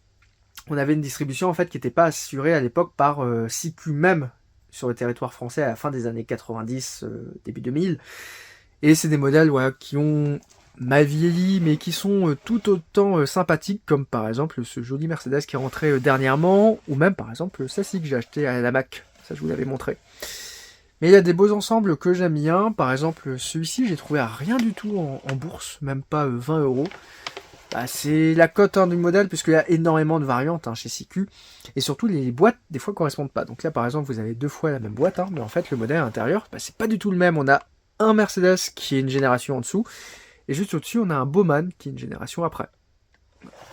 Il y a plein de subtilités, c'est un tout petit peu comme Majorette, avec énormément de variantes au niveau des jantes, etc. Et ça reste compliqué à suivre. Comme d'ailleurs ce porte-conteneur, j'ai le même qui est situé juste ici. Hop, est-ce que je vais réussir à sortir? Et là, qui est avec un Man beaucoup plus récent. Voilà, c'est un Donzas, et j'ai toujours pas l'Iveco. Donc le jour où j'arriverai à avoir l'Iveco, je pense que ça sera bien plus tard. Alors, voilà, c'est remis. Et bref, en CQ, il y a quand même ce qu'il faut, hein. Donc les anciennes boîtes, pour faire un petit parallèle, au tout début, on a quand même une belle évolution du logo, avec ce côté un tout petit peu arc-en-ciel. Après, on est allé sur des boîtes qui étaient avec l'ancien logo, mais un peu plus bleu. On avait un dégradé très violet, en fait, sur la période post-2000. On a des boîtes qui sont bien bleues et qui deviennent un tout petit peu Donc là par exemple si on prend la dernière nouveauté qui est située, elle est où? Elle est là, ouais, c'est bien bleu, c'est comme on peut trouver aujourd'hui chez Jouet Club. Et les boîtes vertes c'est évidemment pour l'agricole. Il y a des beaux modèles que je cherche toujours, par exemple il y a la montgolfière que j'aimerais bien avoir mais que j'ai pas encore trouvé. Mais bon, ça va y arriver. Donc ici on a une jolie lignée de SICU et derrière on a aussi du SICU qui se cache, hein, avec les gros ensembles, les gros camions, parce que j'ai tout simplement pas de place pour les exposer. Malheureusement j'ai aussi énormément de blisters, il n'a pas de place. Il y en a quelques-uns qui se cachent juste ici, derrière on peut le voir, parce que je sais pas du tout où les mettre. Il faudrait en fait que j'ai un joli présentoir de chez SICU, et ça je suis encore à la recherche de ce dernier. Néanmoins, SICU, il n'y a pas que les boîtes, là aussi les blisters et les modèles un tout petit peu originaux, donc c'est présent juste ici, voilà, j'ai réussi à faire un tout petit peu de place. Là c'est un tout petit peu mon musée de mes modèles favoris de chez SICU que j'ai acquis dernièrement. Alors elle a des beaux publicitaires, comme par exemple cette Audi Q7 aux couleurs des SICU Mania, c'est un forum, et ça c'est un modèle que j'avais acheté en Allemagne en 2015, juste avant la création en fait du média, j'étais très présent sur les forums. Et donc je discutais des fois en allemand, ça me permettait de travailler mon LV2. Et donc j'avais été acheter directement la miniature du forum en Allemagne à Udenscheid. On a aussi des modèles comme par exemple cette Dodge de la police néo-zélandaise. On a celle-ci, j'ai acheté sur Vinted à rien du tout, une jolie petite Ford GT CQ du musée, c'est un modèle récent qui est aussi offert en cadeau. Modèle autrichien derrière, tous les modèles du musée, et les modèles également qui sont disponibles à HP Warenmesse, donc au salon du jouet. Là derrière on a des modèles autrichiens. Là on a une BMW 8 par exemple pour la République tchèque. Ça je l'avais acheté directement au musée SICU, hein, c'est pareil parce que aller trouver ça en République tchèque, bah, va falloir s'amuser. Hein. Pour y avoir été, j'ai pas vu beaucoup de magasins de jouets. Aussi cette version pour la Suède. Après on a le coffret que j'ai acheté à Namac, on a aussi un autre coffret que j'aime beaucoup. Alors j'ai un carton complet de ce type de modèle un tout petit peu exotique parce que il y a une époque où j'allais beaucoup au musée SICU qui est à Ludenscheid. Il va d'ailleurs falloir que je vous refasse une vidéo parce que bon, la dernière de 2015 c'est absolument pas ça. En fait à une époque ils vendaient tous ces modèles un petit peu exotiques en toute petite quantité à la boutique qui est énorme au musée. Donc j'ai acheté puisque ça évitait de les avoir très chers. L'année dernière j'habitais en Suisse donc forcément je suis reparti avec du SICU pour la poste. On a le petit bus ici anniversaire, puis là la dernière nouveauté, je sais pas du tout quoi en faire. Ça j'ai trouvé ça en bourse cette année. Bah c'est toujours suisse, mais c'est un peu plus ancien. Bah, la collection se complète. Bref, le SICU c'est un tout petit corner, on va dire, dans la collection, mais il y en a énormément. Et on est en cours de réflexion d'ailleurs avec mon père pour trouver une solution d'exposition un peu plus pérenne et pour voir un tout petit peu plus de références puisque ça s'abîme très facilement les boîtes. Ça c'est une des problématiques. Mais j'aimerais bien avoir une belle exposition, pareil, pouvoir exposer on va dire la partie jeu SICU World vraiment avec de l'espace. Et voilà. Alors ça c'est tout nouveau également, ça date d'il y a seulement quelques semaines. Je présente beaucoup de 1.43 sur la chaîne et c'est pareil, quand une 1.43 arrive en fait sur Mini-Inch, la plupart du temps elle va en carton. Et donc je la présente jamais par la suite. Alors j'ai des superbes modèles pourtant, comme par exemple cette jolie Ford Puma. On a qu'une sur 99, voilà, c'était du salon du jouet cette année. J'espère qu'en 2024 XO va m'en laisser une de côté, s'il vous plaît. On a également les dernières Renault qui sont présentées sur le média. On a d'ailleurs des modèles qui n'ont pas été encore présentés sur la chaîne, comme par exemple des Austral de chez Solido. C'est les mêmes qu'en rêve, mais c'est des Solido. Ça, il y a une vidéo qui va arriver, je pense, sur la chaîne secondaire. D'ailleurs, n'hésitez pas à vous abonner à la chaîne secondaire maintenant. Elle s'appelle Miniature Automobile, c'est ça. Ça, c'est ce que j'ai eu pour Noël, d'ailleurs, un petit coffret, Renault, nos rêves, et avec sa boîte qui est juste derrière. 500 exemplaires seulement, très beau. J'ai craqué. Il était pas trop cher en plus. Ça, c'est une des sélections des dernières Peugeot que j'avais montrées. Et puis, il y a quelques autres modèles qui se cachent. Ouais, que j'avais déjà. Là, c'est une belle mini-champ. 43, je pense qu'il doit facilement en avoir 300 en attente. Hein. Ici, on n'en a même pas 20. Et évidemment, la nouveauté 2023 à l'échelle à 43e, bah, c'est la gamme Dacia. Donc, forcément, il faut qu'elle soit présente. Il est beau ce coffret. Moi, j'aime bien. Hein. Et donc d'ailleurs, la plupart du temps, les derniers shootings se font sur fond blanc. Tout simplement, ça se situe juste ici. Voilà, petite transition. Alors c'est pas très grand, hein, j'ai pas non plus beaucoup de place. Mais voilà, on a un petit studio qui est présent juste ici. Ici, on a les dernières Altaïa qui sont sorties. avec la collection double versée. On a aussi les derniers modèles qui doivent être shootés prochainement. Juste avant les Australes, on va avoir le 2008 GT échelle 1/43e. Ça ne va pas tarder du tout. Et puis voilà. Donc ça a été aménagé dernièrement, que je cherchais à avoir un fond blanc, j'ai bien galéré. Finalement, j'ai pris un diorama de Javé, voilà. Une grande feuille de papier canson, ça coûte pas trop cher. Et j'essaie de jouer avec la lumière. Donc c'est pour ça qu'il y a une petite LED qui est derrière. Et puis évidemment, tout bon collectionneur, on a un tournevis avec une boîte pour tout ce qui est XO, etc. Et puis ça se trouve chez Action à rien du tout. Et ça permet d'avoir des photos qui sont, ma foi, très agréables. Bon, on a fait le tour quasiment de la pièce. Mais on a oublié une chose. On a oublié le No Rêve. Et ben on va passer sur la longue, très longue partie découverte de la gamme No Rêve 3 inch. Le No Rêve 3 inch, c'est donc le cœur de ma collection. Je pourrais y passer des heures à vous le présenter. Et d'ailleurs, je pense que ça sera peut-être l'objet d'une prochaine vidéo totalement dédiée où je rentrerai vraiment en détail voiture par voiture. Parce que vraiment, il y a des heures. Alors j'ai énormément complété la collection cette année grâce à Flavien et la boutique de Flavien, tout simplement parce que ça permet d'avoir des modèles et des boîtes que je ne connaîtrais pas sinon. Tout simplement parce que la collection No Rêve 3 inch est une collection un tout petit peu particulière, elle se fait énormément par rapport à l'emballage. C'est-à-dire que la voiture qui est à l'intérieur compte en soi, ça reste une voiture de type jouet, mais l'emballage, ça fait vraiment tout parce que j'ai des modèles qui sont présents ici des dizaines de fois. Il y a juste la boîte qui change. Et c'est ça qui fait vraiment toute la différence. Alors, on va tout d'abord commencer par le summum de la collection, les différents coffrets. Avec des coffrets qui sont plus ou moins rares. Par exemple, ceci. Ça paraît normal. Et pourtant, ça vaut quasiment une centaine d'euros pièce. Je pense qu'aujourd'hui, sur eBay, c'est ça qui cote. C'est donc des coffrets qui étaient disponibles il y a quelques années chez King Jouet, il y a moins de 10 ans. Donc c'est relativement récent. Moi, je les ai vus, je m'en souviens, chez King Jouet, et j'ai pas acheté.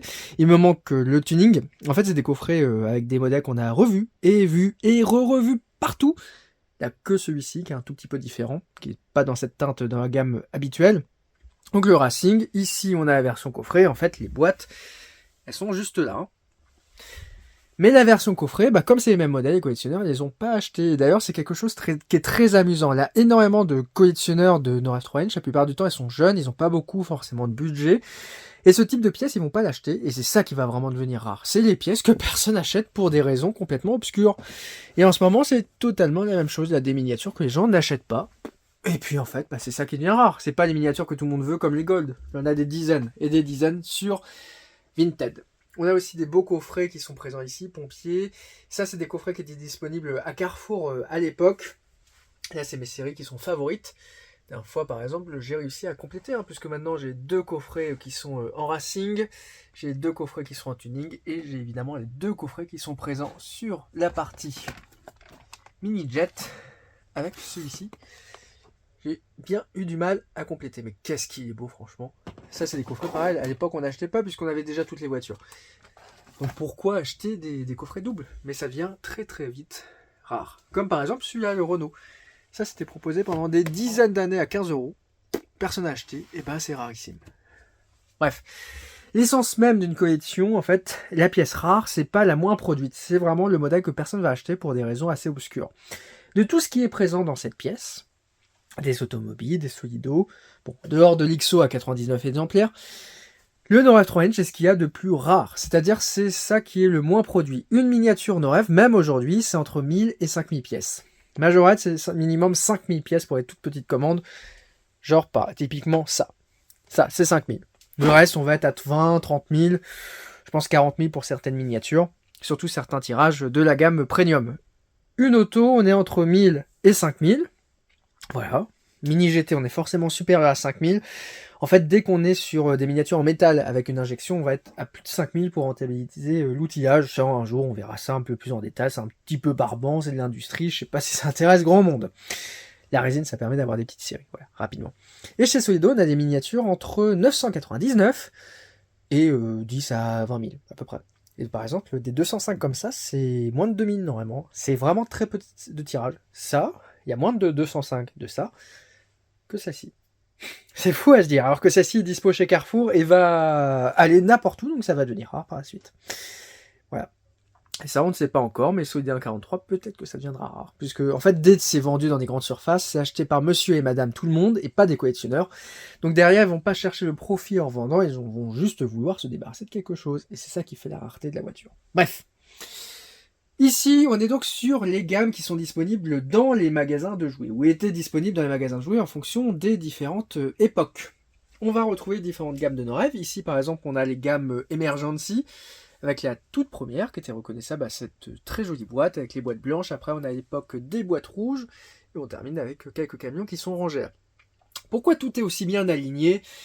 Bah tout simplement parce qu'en fait les séries sont rangées en profondeur. Là on le voit particulièrement bien, c'est-à-dire c'est une étagère qui est parfaitement adaptée au 3 inch. On a donc une logique de numéro de lot qui correspond à un assortiment, puisque ces modèles-là sont disponibles dans des displays, en fait des caisses où il y a à peu près 42 modèles qui sont vendus. C'est des assortiments. Donc là tout l'assortiment de 2014 018, PO c'est Product Order. Il me semble que c'était ça. Et donc après on va retrouver le showroom. Le Noref 3 inch, un jour on reviendra sur cette histoire complète, et peut-être qu'il y aura un livre qui sera écrit par moi-même. Je dis ça, je ne dis rien. Ça a donc été lancé au début des années 2000 par Monsieur Fischer, actuellement PDG de la marque, avec des constructeurs français type Peugeot, Citroën, Renault, également des constructeurs germaniques mais les bases françaises. On avait Porsche, on avait un partenariat avec BM, on avait un partenariat avec Audi, pour répondre en fait à une gamme de produits pour contrer Majorette et aller sur des miniatures constructeurs qui étaient disponibles pour les constructeurs. L'essence même de la gamme Noref 3 inch, c'est donc des miniatures qui sont proposées aux constructeurs pour leur gamme de produits dérivés. Ça fait 20 ans que c'est comme ça fait même plus de 20 ans, donc ça ne changera pas aujourd'hui. D'ailleurs, vous noterez les petites dernières mini qu'on a fait pour l'aventure Peugeot, disponible à la boutique de l'aventure Peugeot. Ouais, rapidement, petit placement de produits. Elles sont superbes. 12,50€ les dernières. Il reste la série à 10€ encore. Donc on a eu la première série, on a la deuxième. Première série qui était d'ailleurs chère, comme on peut le voir ici. Moi, celle-ci, voilà, à 307, j'ai acheté à 3,50. Donc c'était cher à l'époque, en fonction, on les trouvait entre 2 et 3,50. 3,50 c'est le prix d'une multigamme aujourd'hui. La Noref 3 inch de base n'a pas connu d'évolution en termes de prix. C'est quand même fou de se dire ça, alors que les gens sont toujours en train de râler. Bref. Ici on a la seconde série, très reconnaissable avec sa très belle Audi A4, cabriolet. On a donc en fait des modèles qui sont dispo chez Peugeot avec des nouvelles couleurs, par exemple comme cette Peugeot 206.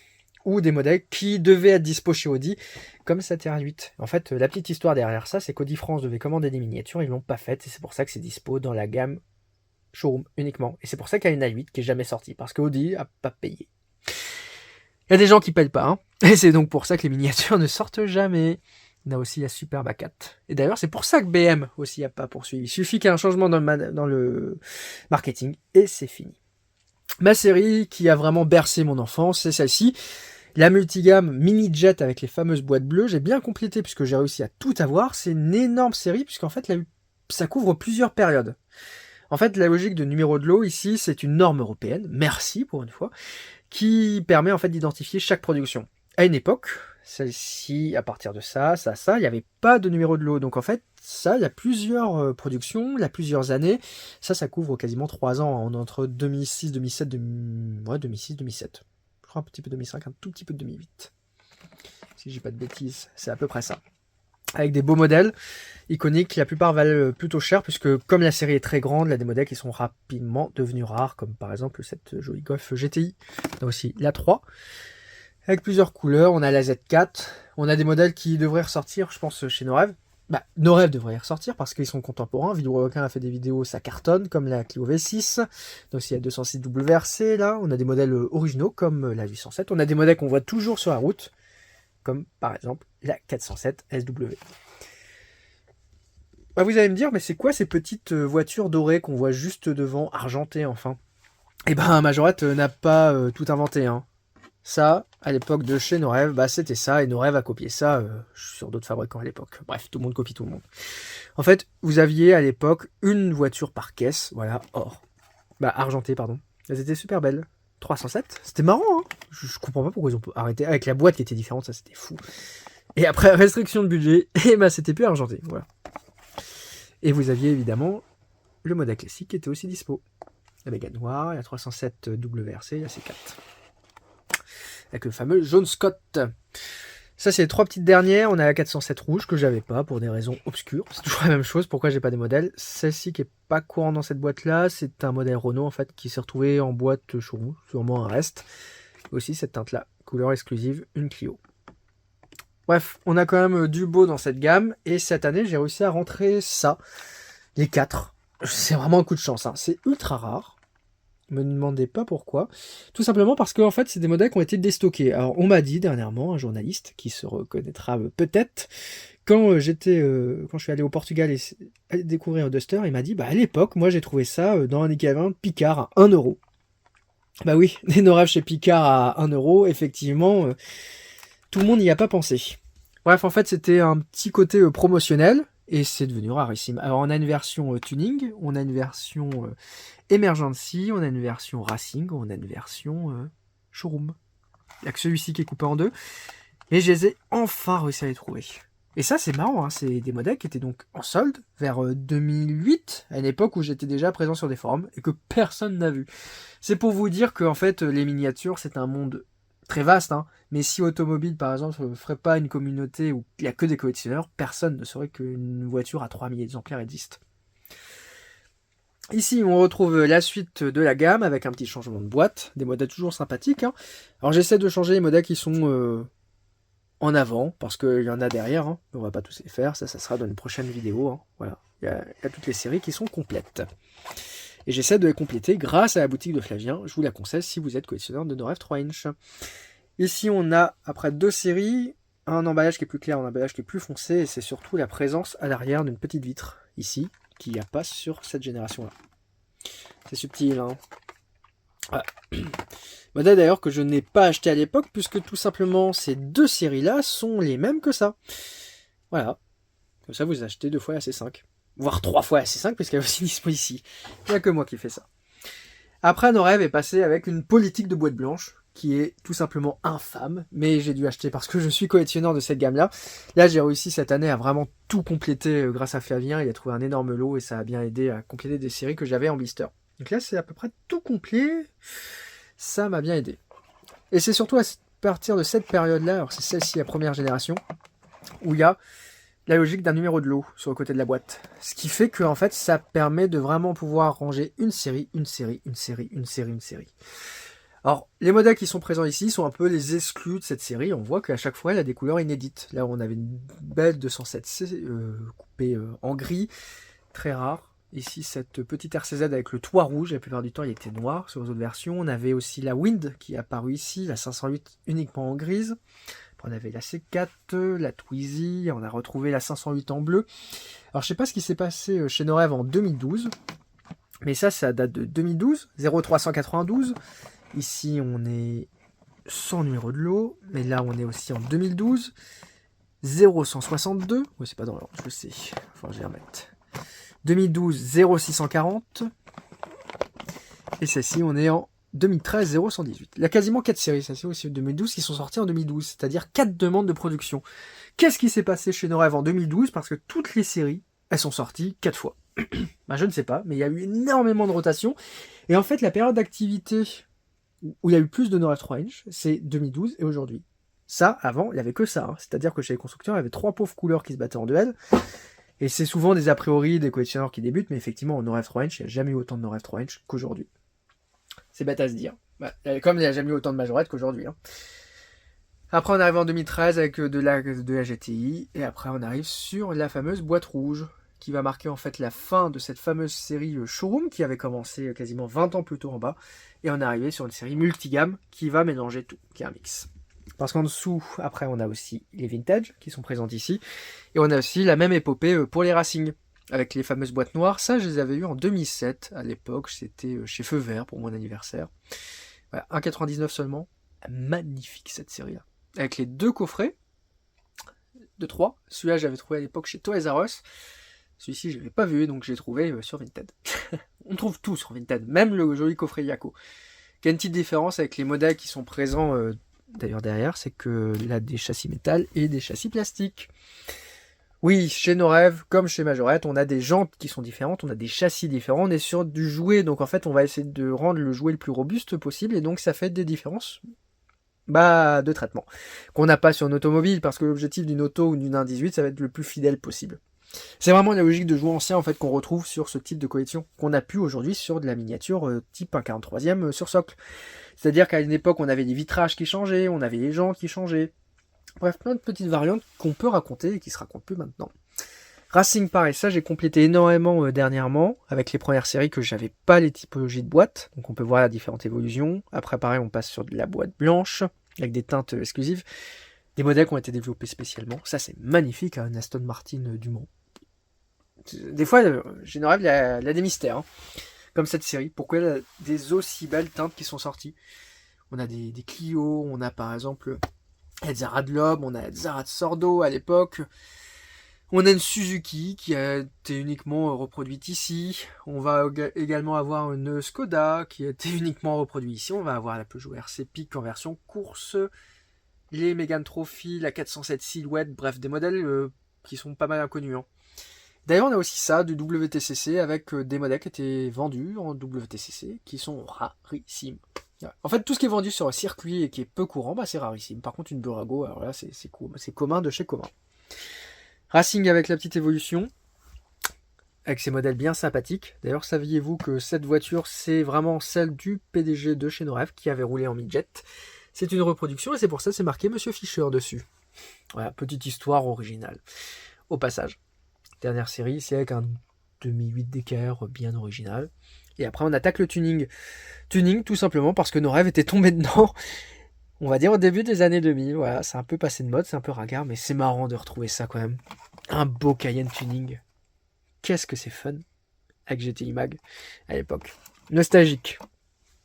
Dire que Majorette a tenté de relancer ça avec les tune-ups. Juste ici, on a quelques Darty avec une jolie petite caisse et petit display avec plein de petites versions différentes parce que la boîte est différente, les couleurs sont différentes. Là, regardez, ça passe du bleu ciel au bleu foncé avec une petite boîte, alors que là, la boîte est plus claire, elle est foncée. Là, c'est encore notre boîte. Là, on a un châssis métal, châssis plastique, et on passe en bleu foncé. Là, on est sur des générations de Kangoo différentes. On notera aussi, c'est pas marqué la même chose sur la portière. Service après-vente. Premier service. On s'amuse beaucoup avec le Norev. Et donc, les constructeurs dans tout ça. Alors, il n'y a pas que... Il y a aussi Total qui avait lancé des séries. Ça n'existe plus, malheureusement. C'était avec les points d'une carte qui ne sert plus à rien, d'ailleurs. Moi-même, j'ai une carte Total, je me demande à quoi elle sert. On pouvait en fait avoir des miniatures et des serviettes. Voilà. Miniatures a eu plusieurs séries. C'était toujours des séries de 5. Ça se trouve assez facilement aujourd'hui, puisque les gens en revendent beaucoup. Voilà. Pas vraiment de modèle spécifique sur les dernières. Par contre, la toute première série, ça a des couleurs inédites. Comme celle-ci. Voilà. Ça, c'est qu'au Total. Ça, c'est qu'au Total, quasiment. Le gris aussi, je crois qu'il est qu'au Total. En fait, c'est à partir de cette série-là, hein, à partir des modèles de course où c'est devenu du commun. C'est un tout petit peu dommage, mais c'est une belle série, c'est complet, ça permet d'arranger et ça range parfaitement un coin Ikea. Et donc après, on a donc Renault, qui en 2000, début des années 2000, va lancer également sa propre gamme de miniatures dans la 3 inch. De base, les 3 inch sont faites pour les constructeurs. Là, tous les emballages que je vous ai montrés, c'est des couleurs qui sont spécifiques pour vendre des choses sous la marque Norev. Mais de base, la réponse de Norev, c'est vraiment de produire ça, des Kangoo, pour les constructeurs, comme par exemple celui-ci. Ah, ça a été produit pour Renault et c'était vendu par Renault. Comme on retrouve toujours l'Austral vendu par Renault. On a donc ici tous les modèles qui sont rangés. On a une petite évolution, parce qu'à l'origine, on avait des boîtes qui étaient finement décorées, ça j'adore, hein, avec les petites décorations qui sont différentes pour chaque miniature. Moi j'avais ça étant gamin, j'ai adoré. Voilà. D'ailleurs ça s'appelait Norev Jouet Miniature à l'époque. Il y avait une entité spécifique. Et donc on avait une boîte qui faisait la forme de la voiture. On avait après les Laguna, en fait on a toute la gamme Renault. Hein. On a la Mégane CC, on a l'Espace, on a également la Velsatis. Alors il faut savoir que ça, la Velsatis, il y a eu des stocks incroyables qui ont été déstockés et maintenant c'est revenu rare parce que ça a été déstocké. Voilà. On a aussi cette petite particularité, une F1 Renault qui est pas courante parce qu'en fait il y a deux modèles. Là, une version à rétrofiction de chez Universal Hobbies et ici on est sur une version Norev, peu courante. Ça c'est original. Après on avait aussi le Modus, on a eu le Kangoo, deuxième génération, on va trouver le Master, d'ailleurs tiens, la 2 Clio OM, on a aussi une Mégane CC Trio du Tour de France, les Twingo, et d'ailleurs cette année c'est Renault qui a refait appel à ce modèle-là. Comme quoi, tout est en stock. Hein. Donc ils ont reproduit ce modèle-là dans une nouvelle couleur. La Ventane, les Clio, les Clio, les Clio. En dessous, on poursuit cette série, qui était donc à l'époque distribuée par Renault Merchandising. On est sur une période entre 2000 et 2008, parce qu'en 2008, ça a fait faillite. Voilà, c'est un tout petit... C'est pas compliqué, en fait, c'est comme dans le monde de l'automobile. Hein. Ça marche, ça ne marche plus, ça fait faillite, c'est racheté, ça remarche, et à la fin, ça refait faillite. C'est toujours la même histoire. Et on va retrouver Trafic, les Twingo, les Laguna, tout est bien rangé. Ici, on a toutes les teintes. À chaque fois, on avait 3 couleurs, sauf certaines séries, on pouvait en avoir que 2. On avait aussi l'introduction des modèles vintage. En fait, la première fois qu'on a eu des modèles vintage en 3 inches, bah, c'est grâce à Renault. Et je pense qu'il faudrait peut-être offrir une prime, parce qu'aujourd'hui, tout le monde l'en fait. Hein. Que ce soit Wally ou Twiz, que ce soit Majorette. Mais à l'époque, bah, c'était Renault. Quelqu'un qui a décidé de faire une Dauphine, une R4 et une 4L. Voilà, merci à eux. Maintenant, c'est devenu tendance. C'est d'ailleurs devenu la norme. Alors ici, sorti, on a également un calendrier de l'Avent qui était dispo à une période avec que des modèles inédits, comme sa Johnny Twingo. Bonne chance pour retrouver. Et après, là, on arrive au déclin. C'est-à-dire qu'en 2008, je crois que c'est 2007-2008, on a la Renault Merchandising, donc l'entité qui s'occupait des miniatures, qui fait faillite. Il venait de produire, par exemple, ce type de coffret par la suite, en 2011. Et donc en fait, on se retrouve un petit peu sans miniature pendant une très longue période. Et donc c'est l'arrêt des modèles Renault avec les boîtes qu'on connaît. Et donc on les retrouve par la suite dans une autre pièce avec différentes boîtes. Dernière Norev 3 inch qu'on avait pu voir, c'était ça. Avec cette Fluence qui est inédite. On l'a vu que dans ce coffret. C'est pas marrant sinon. On retrouve aussi la Twizy là. Et après on a les petites 4L pour l'anniversaire qui sont cachées juste derrière. Voilà. 4L, hein, l'ancien mousse, c'était juste des teintes avec des choses différentes. D'ailleurs, le Duster qui est présent ici a aussi une petite histoire, hein, c'est qu'il a été refusé par la norme CE. Et donc en fait, ils ont dû déstocker toute la voiture. Et elle n'a jamais été vendue chez Renault. La seule qui était vendue chez Renault en Duster, c'est celle-ci, pour le Trofandros. Bref, beaucoup d'histoires à raconter. Et surtout beaucoup de modèles qui ont été par la suite déstockés, que ce soit chez Noz ou chez Babou, 97 centimes ou 99 centimes. Et ben, je pense qu'on a fait le tour des Norev présentes ici. Donc ça, c'est vraiment une toute petite partie de la collection. On va découvrir la suite. Bon, ça va résonner un tout petit peu plus dans cette pièce. C'est normal, c'est ma chambre, tout, voilà, où il y a des Norev 3 inch. Alors j'espère que vous êtes encore avec moi, après quasiment, je pense, 1h30 de vidéo. Mais ici, on est dans l'antre de la Norev 3 inch. Alors, c'est pas totalement rangé, vous ferez abstraction de la tapisserie, on peut pas passer tout le budget, également sur les miniatures ou sur la tapisserie, mais elle devrait être prochainement à changer. Je pense que la tapisserie, voilà. Je vais pas prendre des miniatures, mais il va falloir que je change ça. Alors ici, on a les fameux coffrets dits tubes. Et ben ça c'est pareil, je vous ai parlé tout à l'heure du coffret qu'on trouvait chez King Jouet. Ça, on trouvait ça à la Fnac Éveil et Jeux, et c'est rarissime. Voilà, ça vaut quasiment 40 à 30 € en fonction des versions. Alors j'ai quelques versions, tout simplement parce que c'est les mêmes modèles que tout à l'heure, hein, vous l'avez revu. On retrouve le Cayenne Gris, la 206 verte, la fameuse C3 Purée qu'on voyait aussi chez Total, les RC Peak.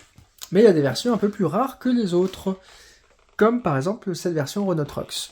Donc ça c'était disponible chez Renault Trucks, j'ai acheté le mien là-bas, mais vous le noterez, il y a un mascotte.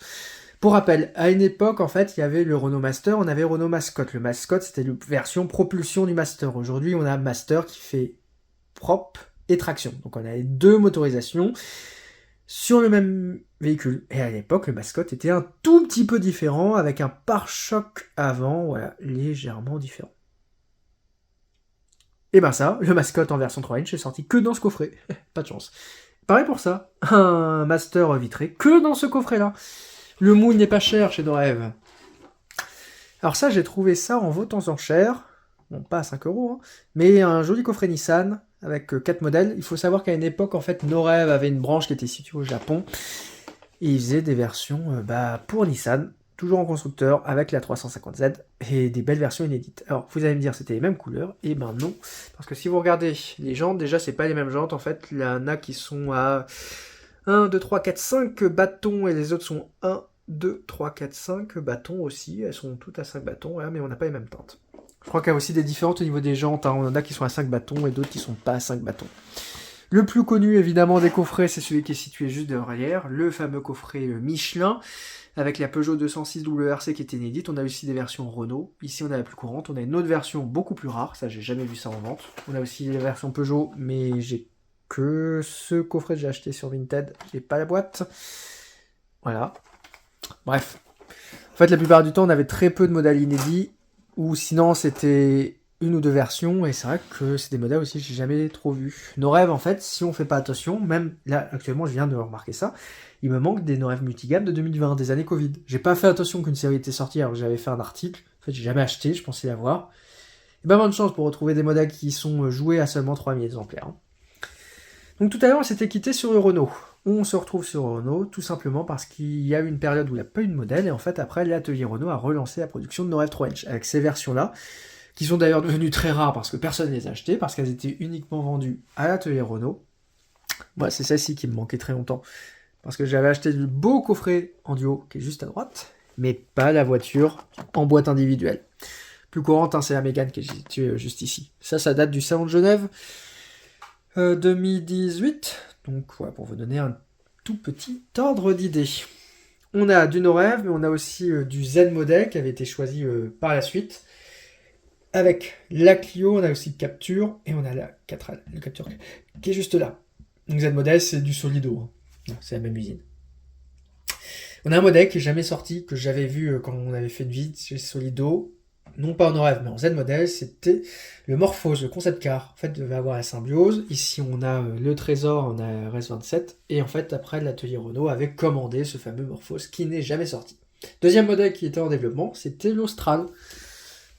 L'Arcana, pardon. Je commence à perdre mes mots. L'Arcana qui est situé juste ici, c'est pour ça que c'est un Solido. Et donc dernièrement, Renault, ils ont refait des petites subtilités au niveau de leur organisation, et donc ils ont réintégré une gamme No Rêve 3 inch. C'est du personnel de chez Citroën qui est passé chez Renault, c'est pour ça que la gamme No Rêve 3 inch chez Citroën n'a plus rien, et que tout est arrivé chez Renault exactement comme si c'était des Citroën au niveau des modèles.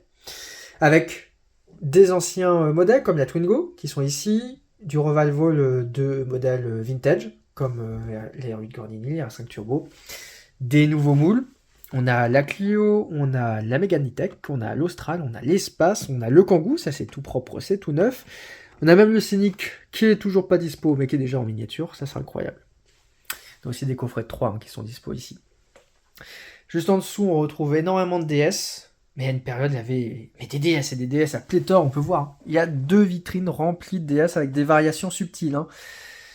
En fait, toute la période de transition entre Citroën et DS, c'est très présent en voiture miniature parce que on a des boîtes Citroën et juste après on a des boîtes DS. On a des Citroën DS3 en fait au 3 inch et on a des DS3 ou un 64 avec énormément de subtilités, énormément de variations. Bref, à une époque, ça s'est bien vendu, très surprenant, avec des versions plus rares que d'autres, comme par exemple celle-ci, une version publicitaire. La Cadler, ça j'ai jamais vu en concession. Je sais pas où c'était vendu, mais c'était vendu quelque part. Bref. C'est comme d'habitude, hein. Des miniatures, des fois, elles ne sortent pas comme les fameuses DS9, ici.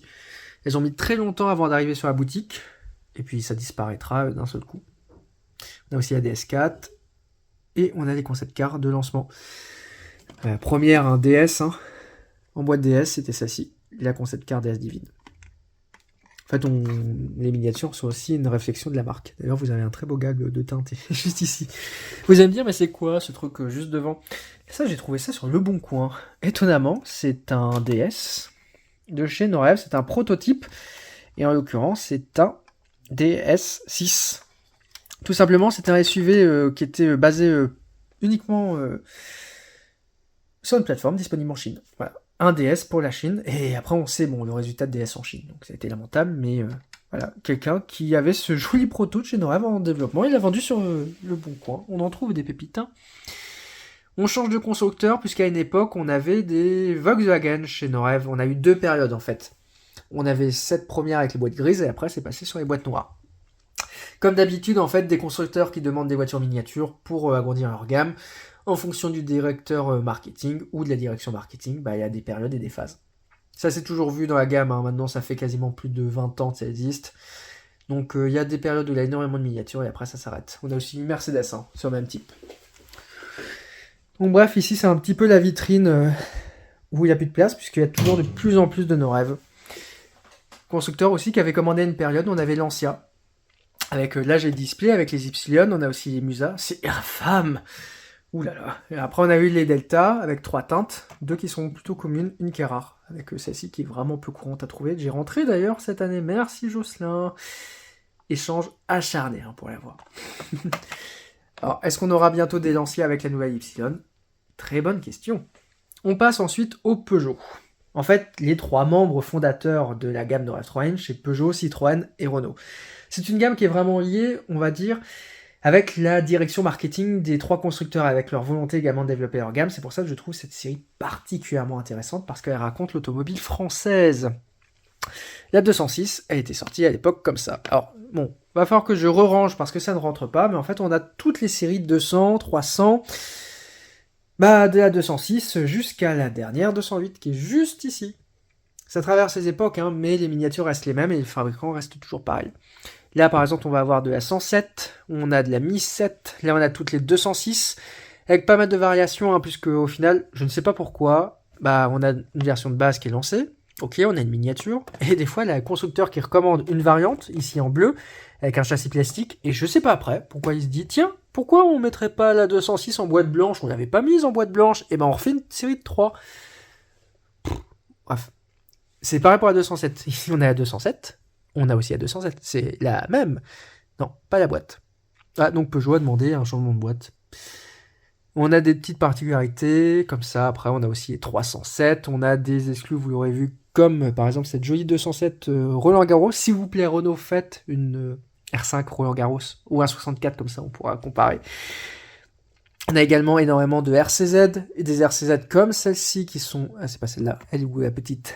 Je crois que c'est celle-ci, oui, un petit gris clair, uniquement disponible dans le garage Peugeot, qui était dispo à l'époque. Enfin, les garages, je les montre pas, mais ils sont au garage. Mais... il y a des dizaines de garages aussi qui existent en gamme nos rêves. Là, on arrive avec les dernières, en fait, les 508, les 407, P, et les séries des 2000. 2008, 3008, 4007, 5008, et les utilitaires. Les utilitaires, ça c'est vraiment la gamme phare, on va dire, de la rareté. Personne ne veut faire des utilitaires, mais tout le monde veut en acheter, ce qui fait que c'est ultra rare. Voilà. Si jamais Peugeot passe par là, qu'ils fassent des petits utilitaires au 3 inch. Ça va bien se vendre. Et ici, c'est un peu la série moderne, avec les dernières 308 GTI, avec la coupe franche. Dernière 208, petit coffret ici, qui était magnifique ça, avec une exclue dedans, c'est la 206 blanche. J'aime les 908, vous l'aurez noté, voilà. 408, puisque c'est tout neuf, tout beau. Et ici, on a quelques 3008. Oui, il y a aussi des 43, parce que je sais pas où les mettre. Des subtilités, il y en a toujours au niveau des différents moules, par exemple, et des modèles, mais aussi des boîtes, comme par exemple ce 3008. Ici, vous avez la version standard, et ici, on va retrouver la version Car of the Year. Voilà, juste la boîte qui change, mais ça fait une miniature à part. Ensuite, en dessous, on va retrouver Citroën. Chez Renault et chez Peugeot, il y a toujours eu des périodes un tout petit peu d'inactivité, c'est-à-dire qu'il y a des périodes très fastes et des périodes où il n'y a plus rien. Ça s'est toujours vu en fait en fonction des responsables qui changent énormément, il y a beaucoup de turnover. Chez Citroën, c'est l'une des marques qui a le plus fourni dans la période où Renault et Peugeot étaient assez faibles en termes de production. Donc sur tout ce qui était la période de 2015 à peu près. Et on peut le voir. Bref, il va falloir aussi que je range parce qu'il y en a aussi de l'autre côté.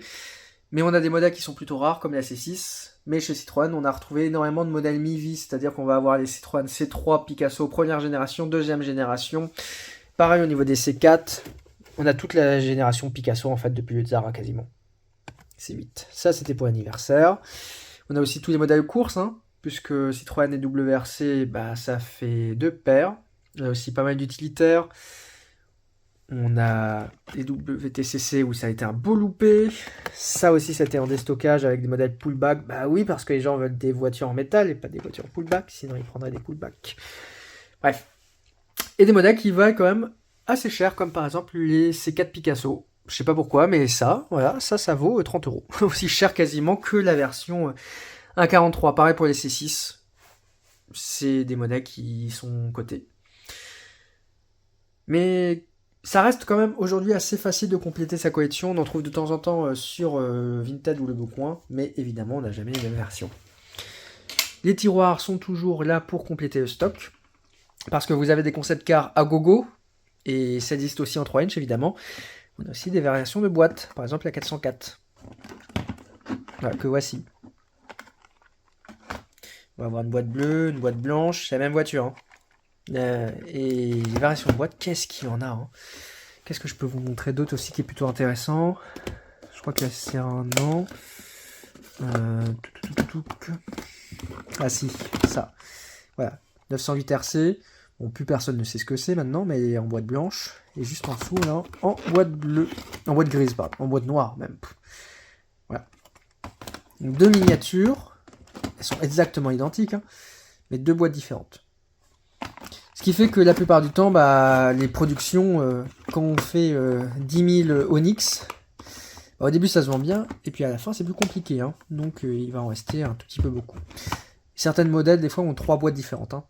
Donc là, par exemple, on a le nouveau logo aussi. Donc là, on a l'ancien. Et ici, on a le nouveau logo Peugeot. Ça suit aussi l'identité de marque. Hein. Là, on a les quelques Citroën. Avec des anciennes, des boîtes différentes aussi. Et là, c'est des doublons.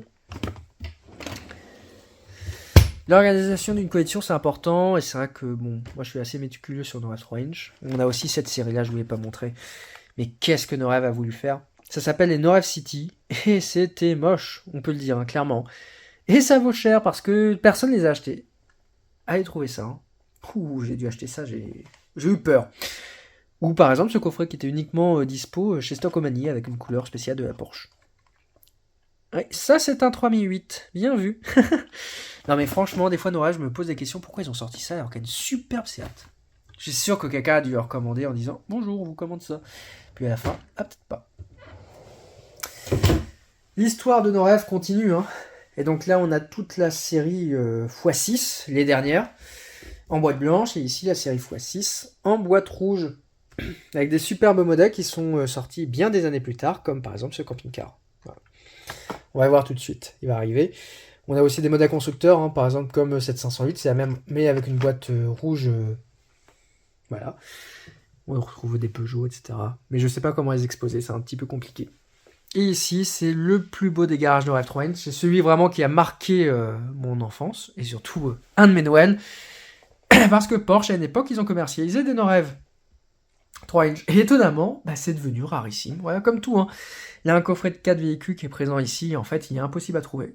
J'arrive pas. Il est sorti il y a moins de... oui, il y a quoi 15 ans.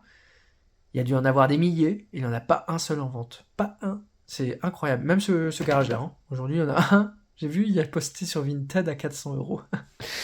Ça partira. Hein. Alors, il n'est pas éclairé de base. Hein. J'ai juste rajouté une petite LED Action. Voilà. Allez chez Action pour compléter, ça marche bien. Donc voilà ce qu'on pouvait dire sur cette partie Norev 3 inch. Je pense que maintenant, on va pouvoir passer à l'une des dernières parties, les publicitaires. On arrive enfin au clou du spectacle de ma collection, les modèles qu'on dit publicitaires. Alors, tout d'abord, avant de passer à cette dernière partie, il y a encore d'autres Norev qui se cachent par ici avec quelques petits coffrets. Alors les plus récents sont évidemment en haut et les plus anciens en bas. Alors c'est un présentoir Norev, hein, mais j'ai pas réussi à mettre la casquette que ça ne rentrait pas. Mais il y a quand même des versions qui sont assez peu courantes, comme par exemple ces coffrets Racing. À l'époque, je les avais eus chez Toys R Us, à une époque où il y avait encore assez peu de collectionneurs, et c'est vrai que c'est vraiment difficile de les avoir. On a d'ailleurs cette première version ici, Emergency, avec cette 307. Très peu courante, et puis la Subaru encore moins. Aussi des petits blisters, puis d'ailleurs on a aussi du CQ qui se cache ici. Impossible d'en mettre partout, voilà, des Volkswagen. Et le problème du Norev, c'est que ça termine rapidement, on dira, dans les placards, voilà. Quelques petits doubles, mais surtout, ici, les modèles de chez Mercedes, Opel. Oui, Mercedes avait fait en fait une gamme 3 inch à une époque, comme celle-ci, et ça vaut cher un tout petit peu. Ouais, quasiment 100 € par modèle, mais c'est vraiment pas courant. Il y a une gamme également plus moderne qui était sortie, comme par exemple avec cette SLS AMG. C'est tout simplement la plus belle ou un 64, hein, avec 2 ouvrants, et c'est incroyable de savoir que personne n'a repris le moule, ou personne n'a demandé à faire une collab avec Norev. Il y a vraiment des trésors enfouis. Par contre, ça, le vieux taco, bah, il est ressorti plein de fois. Hein.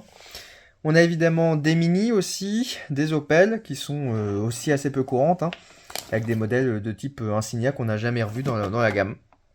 Voilà. Bref, il y en a partout, même ce beau petit coffret là. Truc gratin top. Mais revenons à ces publicitaires.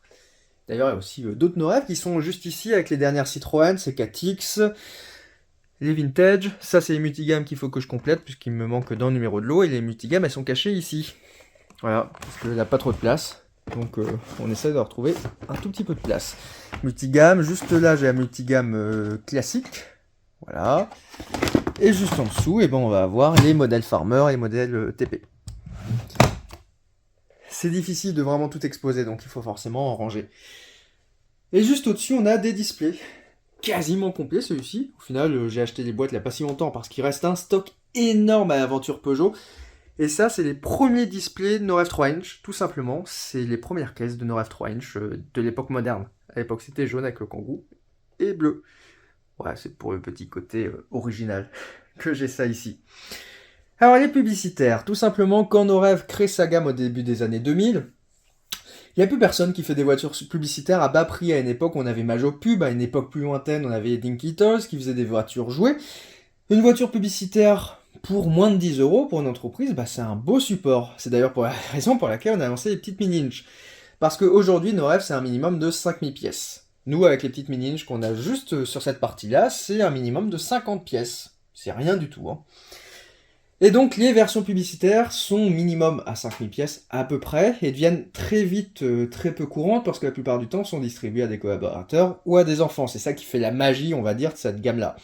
Alors que des 1,43e publicitaires, bah, tout le monde la met sur son bureau, et puis voilà, ça va rester ici.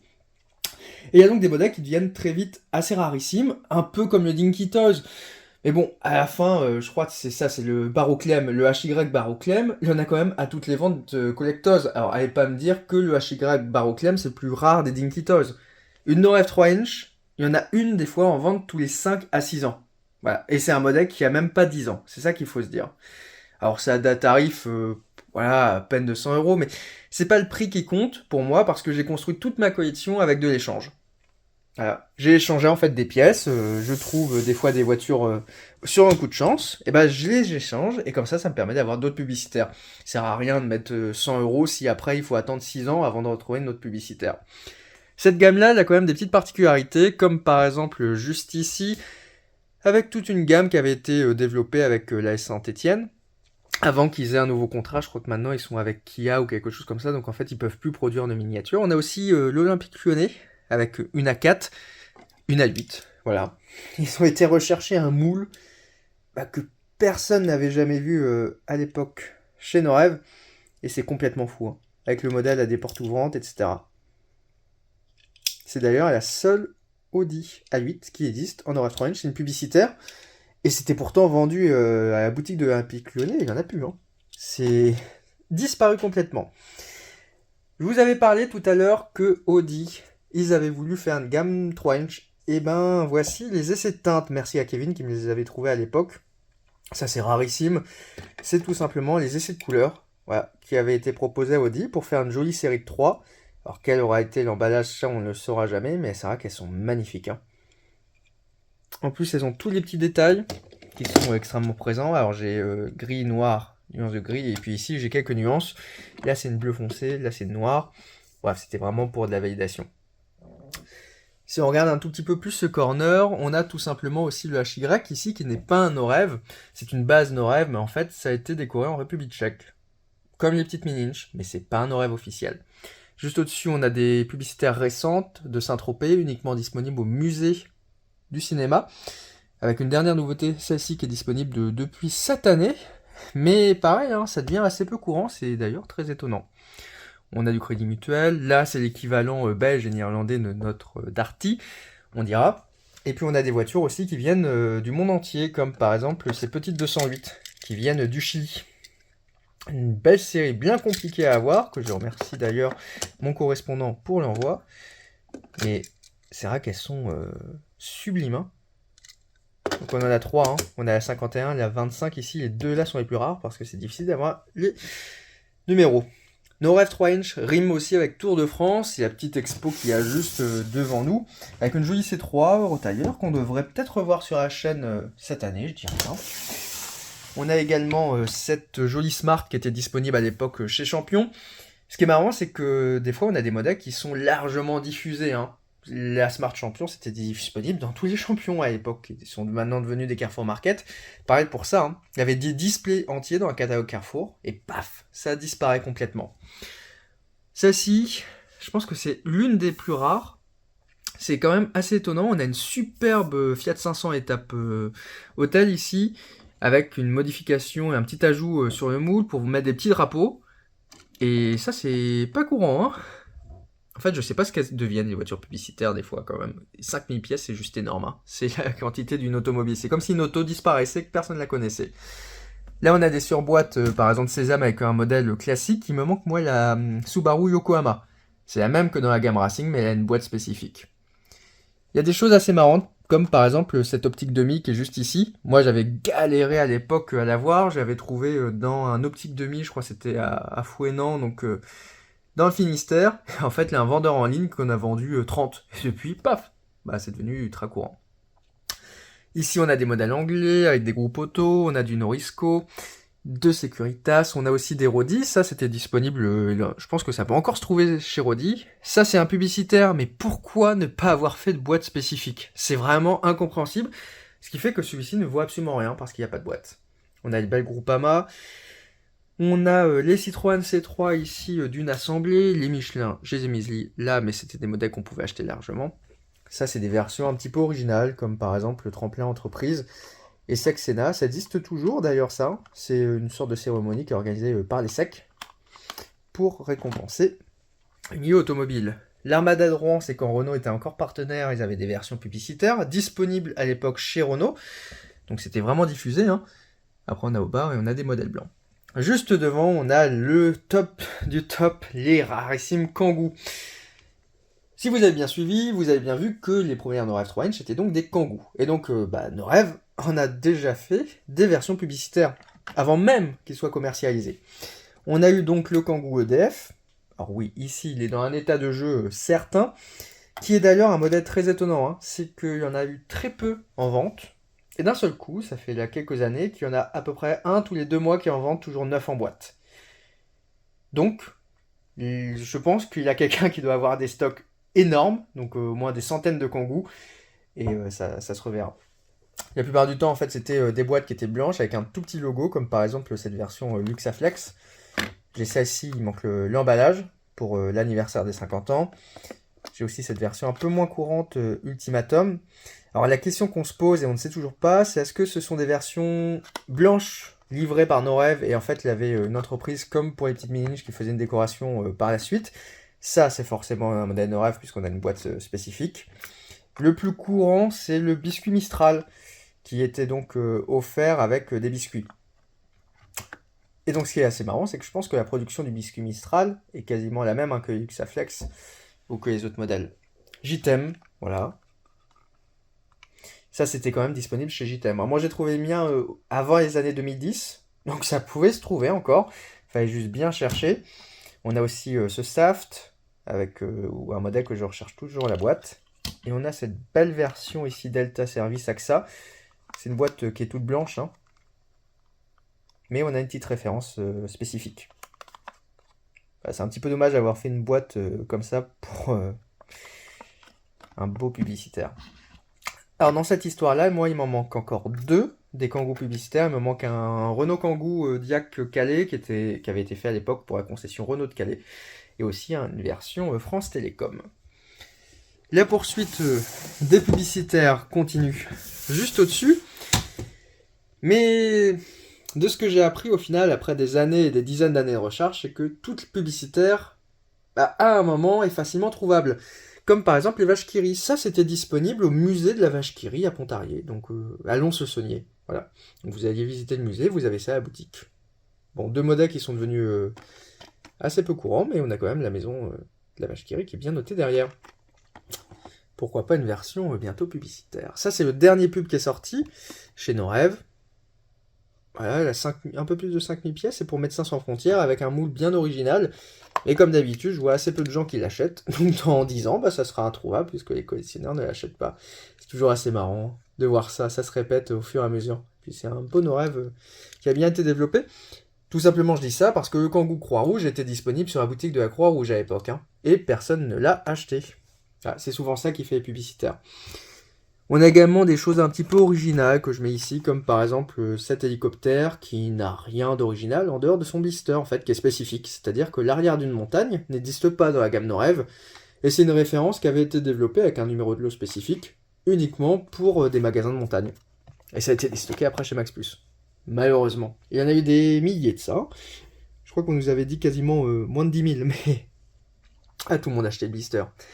FPS, ici on est sur une entreprise qui est anglaise avec 3 modèles, peut-être 4. Pourquoi 4? Ouais, bon, il y en a peut-être un qui manque ici, hein. Il va falloir que j'arrive à compléter. Alors elle a un petit peu un problème de place, mais il y en a une que j'apprécie extrêmement derrière, c'est celle-ci. Ça c'est une Citroën C4 de Peter Solberg. Au 1,43e, les modèles de Solberg, c'est ultra courant, ça vaut absolument rien. Et ça, il a fait une 3 inch, qui était vendue sur Air Rally. Et celle-ci, il n'y en a aucune à vendre. C'est clairement, j'en ai jamais vu une à vendre sur un site internet. Décoration inédite, boitage inédit, d'ailleurs c'est un petit boitage type blister, mais introuvable. C'est incroyable comment des modèles comme ça disparaît. Ceux qu'on voit beaucoup en ce moment, c'est évidemment les modèles Vinci, hein, puisqu'ils sont offerts la plupart du temps sur autoroute. On a des différences de teinte, on a de nombreux numéros de lot. En fait, il y a à peu près 10 productions sur les Vinci. Que ce soit les anciens ou même les versions modernes, comme par exemple avec cette nouvelle emballage. Ici, on a une petite 2 chevaux qui a été récemment rentrée de chez Diabolo. Là, c'est une version qui avait été réalisée pour la Citadelle de Besançon, et vous avez toutes les versions ici de la Poste, qu'on retrouve de temps en temps à vendre dans certains bureaux de poste. J'ai souvenir d'avoir vu la dernière version qui est tout en bas, juste ici, par exemple, à la boutique de la Poste du musée du Mont-Saint-Michel. On avait une bonne vingtaine, hein, donc il y avait de quoi faire. J'ai aussi des versions un peu plus rares que j'avais rentrées au début des années 2000, quand mon père était collectionneur et qu'il n'y avait pas forcément énormément de monde à collectionner, comme ce modèle, qui a la particularité d'avoir un logo DDE sur la porte, alors que le modèle Renault ne l'a pas. C'est ça qui fait toute la particularité, mais c'est bien fragile avec sa petite surboîte ici. On a aussi des originalités comme ça, voilà, une promotion pour une usine de chez PSA qui produit des moteurs avec un petit emballage et des couleurs qui sont peu courantes, hein. 407 bleu, C5 Bordeaux. Automobile toujours, par exemple, avec cette Mégane publicitaire. En fait, la publicité, il y a ça sur le toit. Ça, on a pas mal à ressortir, c'était assez peu courant. Ou encore ce Boni Assistance. C'est tout simplement un Renault Assistance classique, mais avec les numéros de téléphone des 2 concessions. Alors celui-là, moi, je l'ai trouvé en Chine. Donc, c'est une version prototype. Donc, il y a un petit marquage au marqueur sur le toit. Ici, si vous regardez, cette version n'existe tout simplement pas chez No Rêve. C'est également un prototype qu'on a trouvé dans le même lot que les Audi, puisqu'en fait, c'est tout simplement une Roland Garros. Et la version classique n'a qu'un intérieur noir. Et puis ici, quelques petits doubles assez originales. J'ai mis cette C4 aussi que personne vraiment ne connaît. Il y a une petite variation en fait dans la production Racing. Toutes les autres ont ici un sticker BF Goodrich, sauf celle-ci qui a un petit sticker Citroën WRC.com. Voilà, c'est un modèle qui est différent. Et juste derrière, vous l'aurez noté, on a les camping-cars. On a d'ailleurs l'histoire des camping-cars qui a été disponible sur Mini-Inch. J'avais écrit ça. Donc avec les 3 derniers modèles qui ont été réalisés pour le groupe Tricano, des publicitaires qui étaient vendus à l'époque dans les magasins de camping-caristes. Voilà, moi j'ai acheté les miens là-bas, 9,50€ à l'époque, et destiné à c'est un publicitaire. Et donc pour terminer cette vitrine, j'espère que j'ai passé assez de temps, que c'est vrai que il y a quand même des beaux modèles. Là j'ai mis toutes les petites mini-inch, l'objectif étant au final de continuer de faire perdurer un tout petit peu ce côté personnalisation. Alors, il y a pas mal d'entreprises aujourd'hui qui nous font confiance, donc merci à elles pour la promotion. Et c'est pour ça qu'on ralentit un petit peu sur la gamme grand public. Voilà, on va essayer de se faire plaisir avec 2-3 modèles de temps en temps. Je pense surtout proposer des auto-écoles, mais ça reste quand même un investissement, il faut bien qu'on vende. Voilà, comme le modèle SAMU, n'hésitez pas à l'acheter, il est encore disponible, hein. Mais il y a certaines entreprises qui nous font confiance, comme par exemple cette jolie Deere, hein, qui n'est pas la même que celle qu'on a sortie, Deere Centrest. Il y en a 800 de ces bébêtes, il n'y en a jamais une seule qui est sortie. Donc c'est assez marrant de se dire que voilà, une publicitaire à quasiment 1000 exemplaires, on n'a pas une qui a été en vente. Donc ça vous laisse présager les publicitaires à 5000 pièces, voire 10 000 pièces, c'est la raison pour laquelle on n'y voit jamais. Et c'est vrai que chez Majorette, c'est un tout petit peu différent. Les publicitaires, il y a énormément de Majo pubs, mais souvent c'était des petites séries un peu comme les petites mini-inch, donc vraiment compliqué à trouver. L'intérêt chez Noref, c'est que ce sont quand même des productions industrielles, la plupart du temps avec des décorations spécifiques, un emballage spécifique, mais on n'a toujours pas de liste. Alors j'espère qu'un jour Noref pourra nous la transmettre pour faire des documents pour les collectionneurs. Mais c'est vrai que les publicitaires dans la gamme Noref 3-inch, c'est pour moi quelque chose qui est vraiment à part. Les modèles classiques, on peut les acheter partout, dans les magasins, les supermarchés, les concessions. Mais ça, les publicitaires, il faut vraiment aller chercher. Il faut fouiller, il faut un petit peu le coup de chance pour pouvoir compléter sa collection. Et au final, ici, vous avez quasiment tout ce qui a été fait en publicitaire. Il en manque moins de... J'ai refait mon calcul la dernière fois, moins de 6, quasiment. Après, évidemment, il me manque quelques boîtes ici et là. Mais je prends le temps de collectionner. Et pour moi, au final, les publicitaires se font à l'échange. Parce que vous avez forcément dans les tiroirs, ici, j'aime avoir des miniatures. Voilà. Qu'est-ce qui est disponible à l'échange? Alors, on a un joli tube, un joli coffret Citroën. Donc, à l'échange, par exemple, contre des modèles que je n'ai pas. C'est-à-dire... un groupe auto, ça je suis toujours preneur si vous en avez un, ce qui me permet en fait de troquer et de faire des échanges. Donc c'est ça vraiment, je trouve, la philosophie de cette gamme publicitaire. Ça marchait beaucoup au début des années 2010, ça, là c'est un peu plan-plan. Il y avait beaucoup de collectionneurs en fait qui n'hésitaient pas à faire des échanges. Voilà, moi j'ai un surstock d'Optique 2000, pareil, un stock conséquent ici d'AS Saint-Etienne. Moi j'ai des belles choses encore, voilà, en échange, un Saveo par exemple, si vous voulez. Qu'est-ce que j'ai aussi? Une jolie DS3 Fixter, des Vision Plus, bon, aussi des modèles 3 inch un petit peu communs, mais bref. Mais j'aime pas donner un prix à ces miniatures qui au final sont juste des modèles qui sont offerts, hein, puisque c'est le principe des publicitaires, c'est pour faire de la pub, donc ça vaut rien en soi. Mais par contre, en échange, ça permet de compléter sa collection. Et d'ailleurs, des Noref, il y en a encore ici, hein. Ça c'est intéressant, ah oui, je les ai pas montrés. C'est une personne d'ailleurs qui a regardé mes vidéos, qui m'avait contacté à une période, et qui me les avait proposés. J'étais fort bien content, mais pour les protéger, je les cache. Voilà. Donc ça, c'est un beau modèle. Ici, vous avez tous les prototypes des petites mini-inch, avec comment on travaille. Avec des essais de couleurs, par exemple, voilà, le Picasso Noël en rouge, alors que nous, on l'a sorti en bleu. Bon, c'est une gamme qu'on met un petit peu en pause, mais n'hésitez pas, on est toujours preneur. Donc voilà à quoi ça ressemble. Et donc ça, c'était un coffret pour souhaiter la bonne année. En fait, c'était une opération commerciale de Citroën, puisque Flavien en a une version... qui est totalement emballé. En fait, vous aviez une plaquette pour commander des C2 entreprises, juste derrière. Donc, elle a les 3 couleurs de la C2, et c'est un joli petit présentoir. Voilà. Une belle plaquette qui vaut quand même bien son prix. Mais dans tous les cas, merci à la personne, je sais pas si elle regarde encore ces vidéos, de m'avoir contacté à l'époque. Bon, dans tous les cas, je remets ça ici, et voilà, ça avait été réalisé à l'époque par une agence de pub. Et c'était propre, hein, c'était bien fait, etc. Bon. Maintenant, elles sont bien au chaud dans ma placard, que des fois j'ai un petit peu peur de pouvoir les abîmer. Ah, qu'est-ce que c'est beau quand même, hein. Donc voilà, quasiment 20 ans pour arriver à ce résultat d'un point de vue des Noref publicitaires. C'est donc la fin de cette vidéo, merci beaucoup de l'avoir regardée. Abonnez-vous à la chaîne si ce n'est déjà pas fait. Et également, n'hésitez pas à commenter si vous avez des questions, que ce soit une remarque par rapport à un modèle, une demande de complément, une question par rapport à un futur achat ou même à votre collection, j'y répondrai sans souci. Mettez le pouce bleu évidemment, et surtout également allez consulter miniinch.com, l'actualité automobile et des miniatures tous les jours pour tout savoir, tout simplement. Et n'hésitez également pas à me suivre sur l'intégralité de mes réseaux sociaux, comme Facebook, Instagram ou encore TikTok. De notre côté, on se retrouve mercredi prochain à 17h sur YouTube. Allez, ciao!